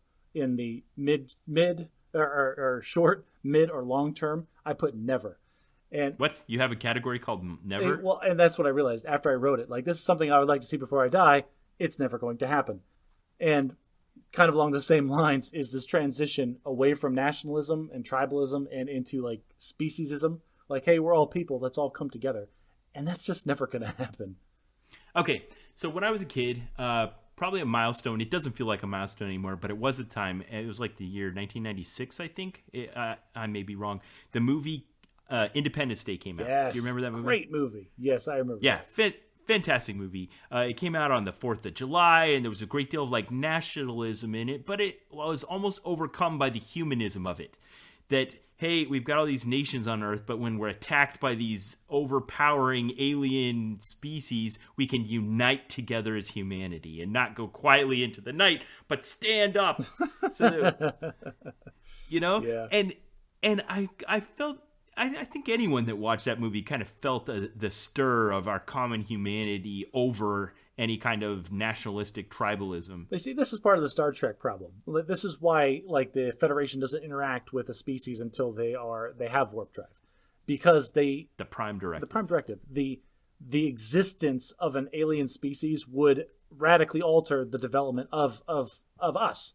Like you're talking about with the Independence Day aliens showing up and like, oh well, we're abandoning tribalism and nationalism for the time being because there's a larger threat.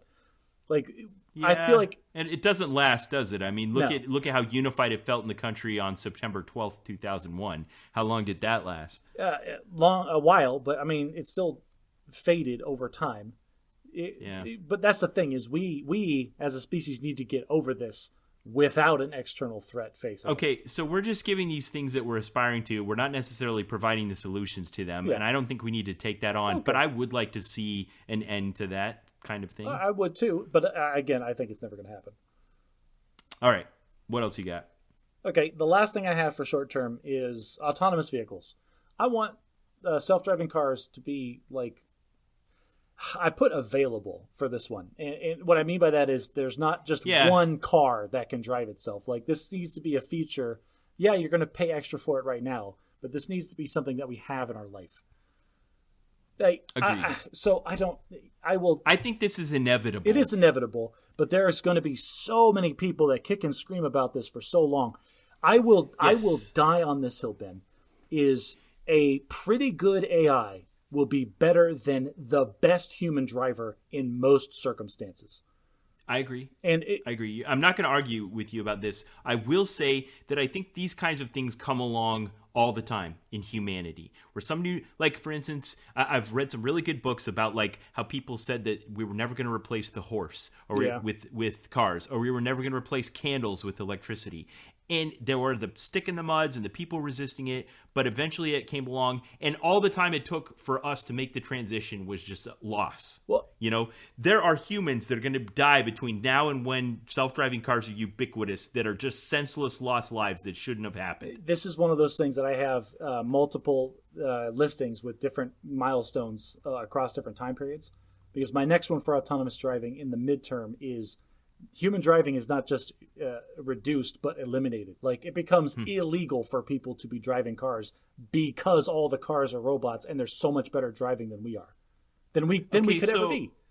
So we don't use horses for transportation anymore, but people still own like farms they can go to and ride them because they enjoy it. You wouldn't object to there being like a track you can go race old-fashioned cars on, would you? Absolutely not. But if every car on the road is an autonomous vehicle to the point where we're now removing like stoplights and intersections are just controlled by the cloud, now that's the point where, okay, you have your gas-powered car that you drive with your hands. It's like a baby's toy. Well, that's cute, but you're not allowed to drive it on our roads with the real cars anymore.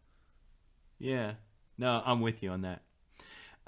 Okay, I want to add one in media. In the next 5 to 10 years, I'd like to see the Bad Magic podcast reach 50,000 listeners and me have a #1 bestseller on the New York Times nonfiction list. If you like what we do, share us with a friend. Oh, wait a minute. We're not doing that yet. Now, you being on the New York Times bestseller, that's an interesting short-term goal. I'm guessing, are you writing something at the moment? Do you have things in the works? Are you Brandon Sanderssoning me right now? Are you going to No. slam down like 3 completed like novel transcripts? I wish, Josh. I have started writing the Italian Job. Listeners, if you're new to the podcast, go back and listen to episode 9. I have a story to tell in book form. I could definitely flesh it out a lot more. We really found our voice in episode 9, The Italian Job. Okay, I want to take a time out and talk about something that you and I did together that I don't think we've talked about on the podcast. Okay. When I was deployed to Florida, through a series of coincidences, I forget how they're connected, I read a book by a Harvard professor by the name of Steven Pinker. The book is called Enlightenment Now. And I was kind of taken back by this book, and it really changed my thinking about the world. And so I recommended it to you, and I believe you read it as well. I did. On your recommendation, I did read this book. Okay, so the thing that this book transformed about my thinking was we fall into this easy cognitive trap of believing that when someone kind of throws out this hearsay that the world is a terrible place, we just believe them. Well, and as we've confirmed in this podcast multiple times, I am more apt to believe that than you are. Yeah, so, it could be something like racism or sexism or, poor working conditions, bad health care, all those kinds of things. And someone says, we need to make America great again. And people just call into mind this vague idea of some idealistic time in the past when things are better than they are now, and they rally to the cause. But the truth of the matter is, and this book is pointing out, that things are actually better now than they have ever been, almost across the board. Almost in every way possible, things are better now than they've ever been. Yes. And, which, again, like, it is a good book to read, and he presents a lot of hard evidence, which I really enjoy, and actual lots of data and facts and statistics and studies, yes. Which I do appreciate. At the same time, I am very hesitant to fall into the opposite cognitive trap, where, things are just continuing to get better, so there's nothing that I need to do. Okay, yes, and he says that, he acknowledges that in the book. He's like, just because I'm saying that this is this is the least racist time there's ever been in the history of ever, doesn't mean that we don't have more to do. Yes, the improvements that we have made in the past does not negate the need for further improvements. Okay, well then let us transition into the mid period in our what we think the future should look like. Excellent. All right, so I'm going to hit up the one that I did earlier with genetic engineering. In my midterm for genetic engineering, I wanted to get to the point where not only have we started to cure genetic diseases, but now we have the ability, the capability, and the opportunity to do cosmetic genetic engineering. This is the tailor-made baby stuff from Gattaca and things like that. Or it's like, how tall do you want your son to be? Or, hey, you're a little heavy, let's go ahead and switch off the gene that actually stores fat in your body for a minute. Wow. I don't even know what to say about that. I get that that's an aspiration of science, but I feel like the ethical conundrums presented by that area, if we can actually do those things you just said, exceed anything else. Artificial intelligence, devastating weapons, I know what you're saying, and the most interesting point that I've ever heard brought up about this topic specifically is even if you, Ben Rich, if you disagree with this whole thing entirely and you don't have it done for anywhere in your family or any of your descendants have it done because they disagree with it inherently, if one of my kids decides to have one of their kids genetically modified in the womb and the kid comes out with genetically engineered traits or whatever, those are part of its DNA, that grandchild of mine, right? Which now means that those man-made or structured or engineered or tailored genetics are part of the human gene pool forever. For as long as that person propagates, those genes that were switched artificially will continue to go down the line. Okay, I want to give 2 examples here of why I think... Okay, we've come so far from not even understanding genetics to understanding them, to mapping them, to actually being able to impact them. That transformation alone is humongous. But let me give you an example. Cystic fibrosis occurs when 2 parents that are carriers of a recessive gene have a child and they inherit both recessive alleles, and then they exhibit the symptoms that cause them to not be able to digest their food and have extremely sticky mucus in their lungs that makes them susceptible to respiratory infections and ultimately could cause them to die of respiratory failure. However, if you have only the recessive gene and a dominant gene, you display none of the symptoms seemingly, but you also have another symptom that you can't generally observe in a population. Intel. This is why it even still exists. Back in pioneer days, when you had a wagon train crossing the plains and there would be an outbreak of dysentery, do you know which people in that wagon train would be least likely to die of dysentery? The people with the recessive trait for cystic fibrosis? Yes. Just the way you phrase that. You really T-balled that up for me. I appreciate it. The carriers only. So there's things about the human genome that we don't understand. Another good example is bananas. We've engineered bananas to be the perfect genetic specimen of exactly what we want a banana to be. But then when some disease comes along that they're susceptible to, it wipes out the entire existence of bananas. Like, we could do that to humanity. I would love to let you spend another 10 minutes building the sandcastle because I'm going to kick it over so hard. All right. Here's the thing, Ben. Everything you're talking about, yes, I completely agree. But guess what? These are problems that are way, way better solved by an artificial intelligence or a sentient or a being than we are. Just because we can't understand it doesn't mean there's not something that can. Okay, so let me give my midterm medical things I think we should do with genetic science. I went and I pulled up the list of worldwide causes of death. And by a large margin, it's 3 things. Heart disease, people eating too much. Cancer, yep. Heart disease, cancer, and respiratory diseases, tuberculosis, pneumonia, things like that. Well, interesting. Cancer is just the constant dice that you're rolling because your cells are replicating at such a rate constantly all day. If there is a specific kind of mistake that is made in those replications, you now have cancer. And so the longer that you live, the more times you roll the dice and the higher the likelihood is that you are going to get cancer at some point. No, you're right. These are things that aren't necessarily more prevalent other than when we eliminate all the other things, this comes out. Right, exactly. Like all the things that were killing people in the 1800s because they didn't have sanitary water, then we get rid of that and all of a sudden it's all the little stuff now. I was surprised how little humans have to do with other humans dying. Like, you got to go way down the list into 18th or 19th place before you get to things like car accidents, suicide, terrorism, war, those kinds of things. Those are 0.01% of deaths. Is suicide humans killing humans, or is it just? Never mind. That's a philosophical. All right. So I think those things are well within the midterm level of science to at least start dealing with, to help deal with cardiovascular disease, excessive weight gain, diabetes, Alzheimer's, HIV, AIDS, all those kinds of things. Well, let's just bring the health train home, buddy, because my long-term goal for genetic engineering and health is human immortality. This, I'm putting that in the never box, but here's the difference between us. From my perspective, my physical body is just the meat machine that's carrying around my consciousness. And like any other machine, there's no reason that I can't, there's no way that I can't know the machinery of it so well that I can keep it in perfect tuned order for forever, as long as I have access to new parts. So what's stopping genetic engineering, once we understand the aging process a little bit better, to just keep refreshing the meat machine and just press? Josh, we have reversed the roles. I am now the pessimist and you are the optimist. Because you are factoring in this other thing that is a mortal soul, or an immortal soul that is not meant to be in a mortal vessel forever, blah, blah, blah, whatever. I don't care. I don't care about the specifics. You think that there is a separate thing that's going on there that has to be disentangled from the mortal shell of it. Me, baby, this meat machine's all I got, buddy. I'm going to keep this in prime working order for as long as possible, despite the sugary drink that I'm consuming right now. Okay, so let me see. What's next on my... Let's get into the tech area on my mid list. Right. I feel like we are on the verge.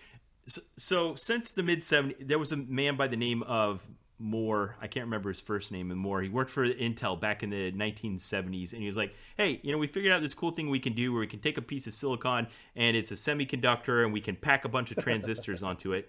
But it seems like about every 18 months, we're able to get about twice as many on as we had before. And since that time, we've still been able to keep doing that over and over and over again. Every 18 months, we're able to double the amount of semiconductor transistors we can pack onto a piece of silicon. And yet, we're approaching the theoretical scientific limit. Yes, we're at the point where quantum tunneling becomes a problem with our switches. Right. So that's what I'm talking about. However, we're on the verge now of using atoms and matter in a completely different way to do something called quantum computing. That's going to destroy. That's going to both save the human race and destroy everything that we've built up to this point. And it's going to be a terrible and awesome transition. And I think it could be 20 to 30 years away. Yeah, we need to be both excited and terrified of the quantum computing thing to happen. When we have access to that degree of storage and processing power, I think then all of our computing dreams can come true. Full artificial intelligence, ubiquitous everywhere computing, access to all of human knowledge at all times. Well, our biggest dilemma will be just deciding what not to do. Okay. My mid to long-term goal for technology is all of my favorite animes involve people putting a little headset on and then their nervous system being interrupted at the transistor level. And they are completely, from their perspective, physically transported to a virtual world to play an MMO that is amazing and awesome. Okay, kind of like the holodeck. You just get to inhabit another world. Yes. Maybe even be a different person. Yes, entirely. Like if you saw the movie Surrogates with Bruce Willis, where he puts on a little helmet and his body goes to sleep, but his robot gets to walk around. Think of that, but instead of him walking on a robot, he's in the World of Warcraft, or he's in some. It could be anything, just any virtual world, and that would revolutionize so much. Like teleworking would be great because you would quote unquote almost physically be there, and you wouldn't have to pay for any real estate. You'd have the coolest office ever, and you wouldn't have to pay for it. And then, too, the gaming opportunities, Ben. Holy crap, the gaming opportunities. Yeah. Wow. Well, this is a podcast about games, life, and other things. That's what I want, man. Like, just, like, if I turn into some, like get in a car wreck and I'm a paraplegic, man, just plug me into World of Warcraft and leave me there. But will that just make us all effectively paraplegic? We're talking about Ready Player One stuff. And yes, it will. Yeah, okay. We've talked about that before. I'd like to come out of left field with one we haven't introduced before, and that is that I think we're on the verge as humanity of understanding the way that our climate works to the point where we can actually start to interface with it in a way previously unknown. You know, we already do things like cloud seeding and stuff like this, but I'm talking on the level of like preventing hurricanes or, you know, we put deciding where it's going to rain. We have a weather dominator, and we use it only for good. We have the right. thermostat on the planet, and we just tweak it so it's ideal. Yeah. I'm with you. I can get behind that.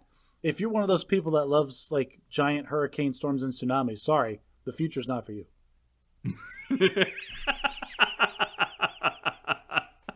I loved that. Okay. And along these lines, I think we need to make a transition to a majority, in the midterm at least, a majority of renewable energy sources. That's on my list too. Yeah, for the midterm. Nuclear, solar, water, geothermal, whatever it is, fusion. Just renewable energy Fusion, sources. baby. Fusion. That's where it's got to be. Seawater. Is that in your midterm, 20 to 30 years? You think we're going to be doing fusion? Just this past quarter, I can't remember if it was last month or the month before, but this quarter, there was some lab that was conducting fusion experiments where, for the first time ever, they generated more energy than they used to produce the reaction. Yeah. Whenever I see those headlines, I always get excited about it and pull up the story, and it's like, for 1/1000th of a second, we produce. Yes, exactly. And it was for like some fraction of a second or whatever, but it doesn't matter. It's still a step in the right direction, man.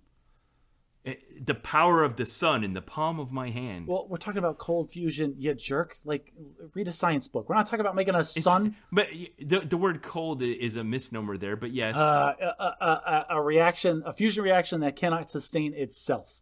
Like, I get it. I mean, that's one of the core magical hidden technologies of the Marvel Cinematic Universe is the arc reactor. You know, that we've got characters and objects all over the place that just have unbounded access to energy. Yeah, we can make an Iron Man suit right now if we didn't have to haul around a 500-volt cable behind it. Right. Okay. All right, so... what else you got in the midterm? Okay, so I've got 3. 2 of them are mid, 1 of them is long. I'm going to throw them all at the same time. This is the order that I want space exploration to happen. You ready? Yeah. 1, we need to get off this planet. So we need a moon base. Like we need something that's going to get us out into the larger Just solar be a system. baby step. Yeah, baby step.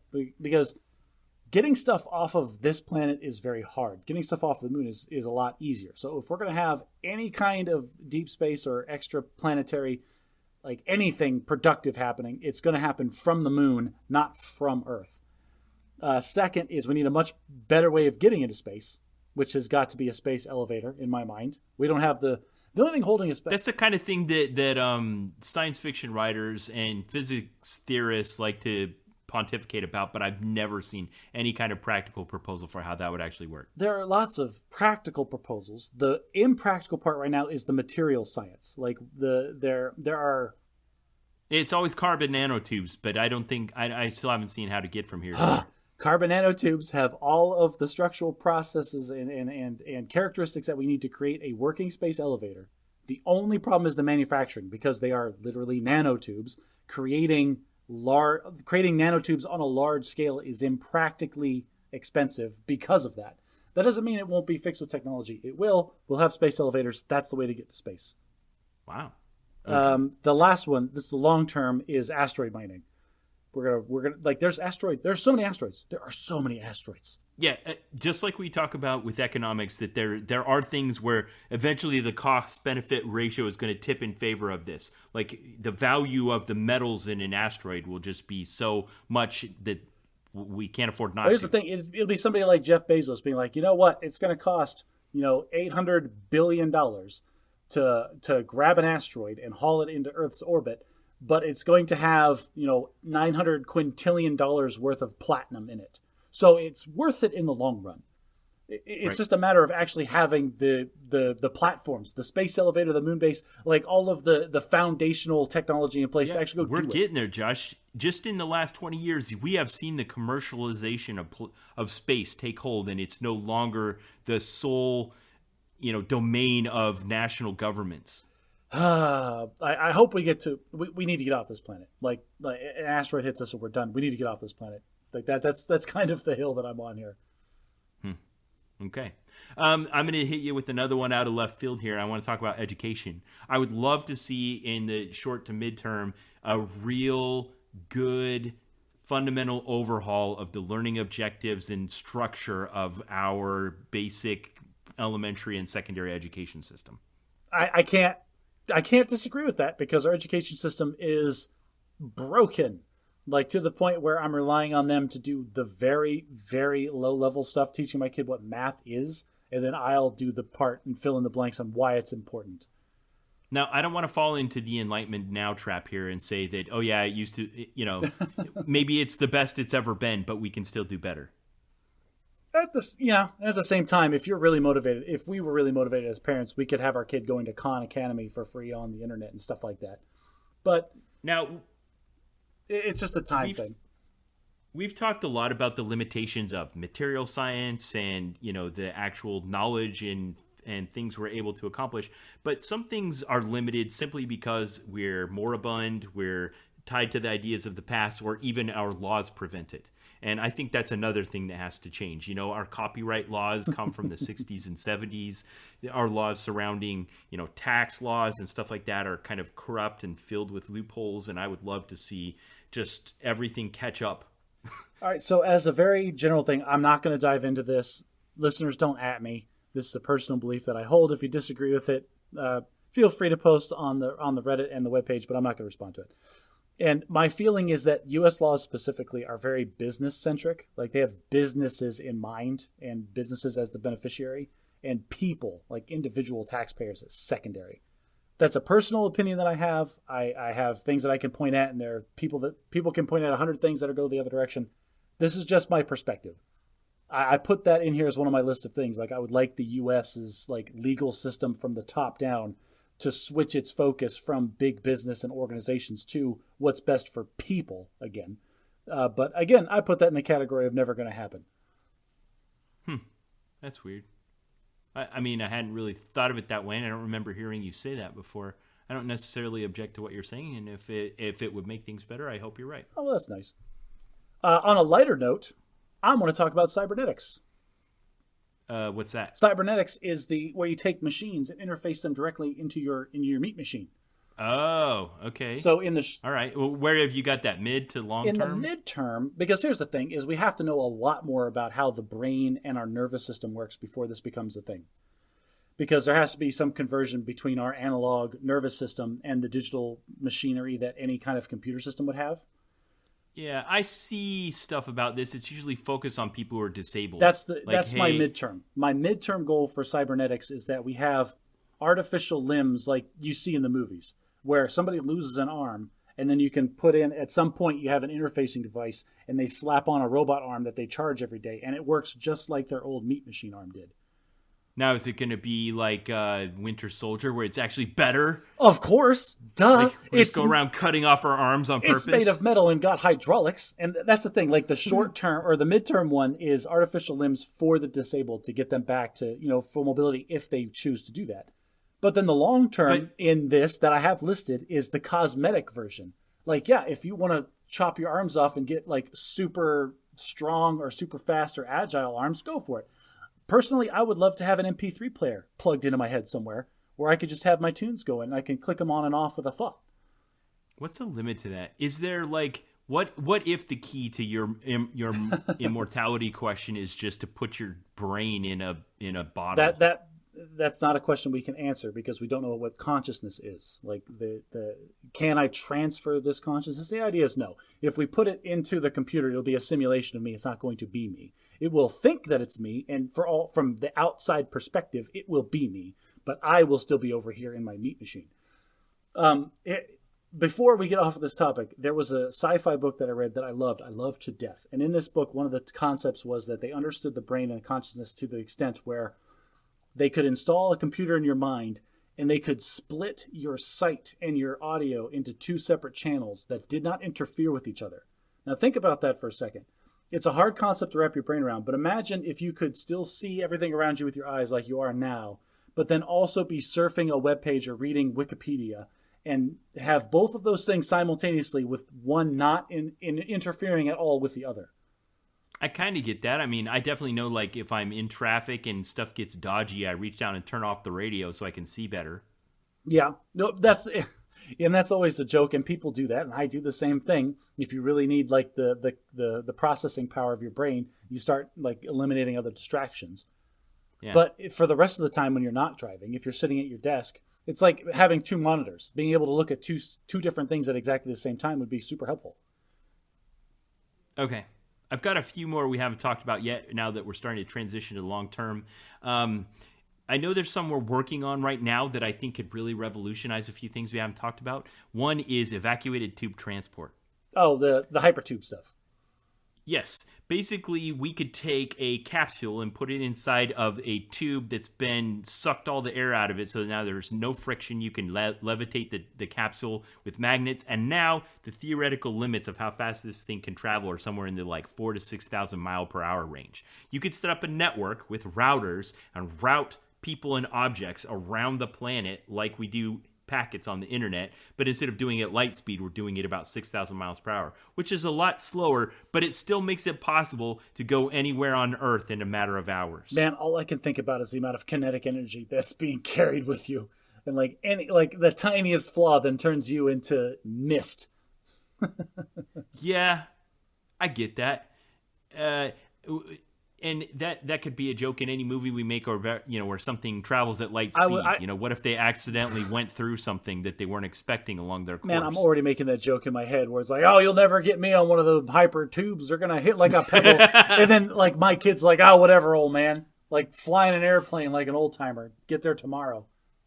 Yeah, I mean, it's funny how in the past, and maybe what we're doing now is just another version of that. They thought that the future meant flying cars. They're like, well, before we were on horses and now we're on cars. That meant we could go slightly faster. So what if we could just also fly in them? Like, it almost feels like too small of a cognitive step. I literally don't trust half the people out there with the 2 dimensions that they have in their car. I'm not giving them a third. I get it.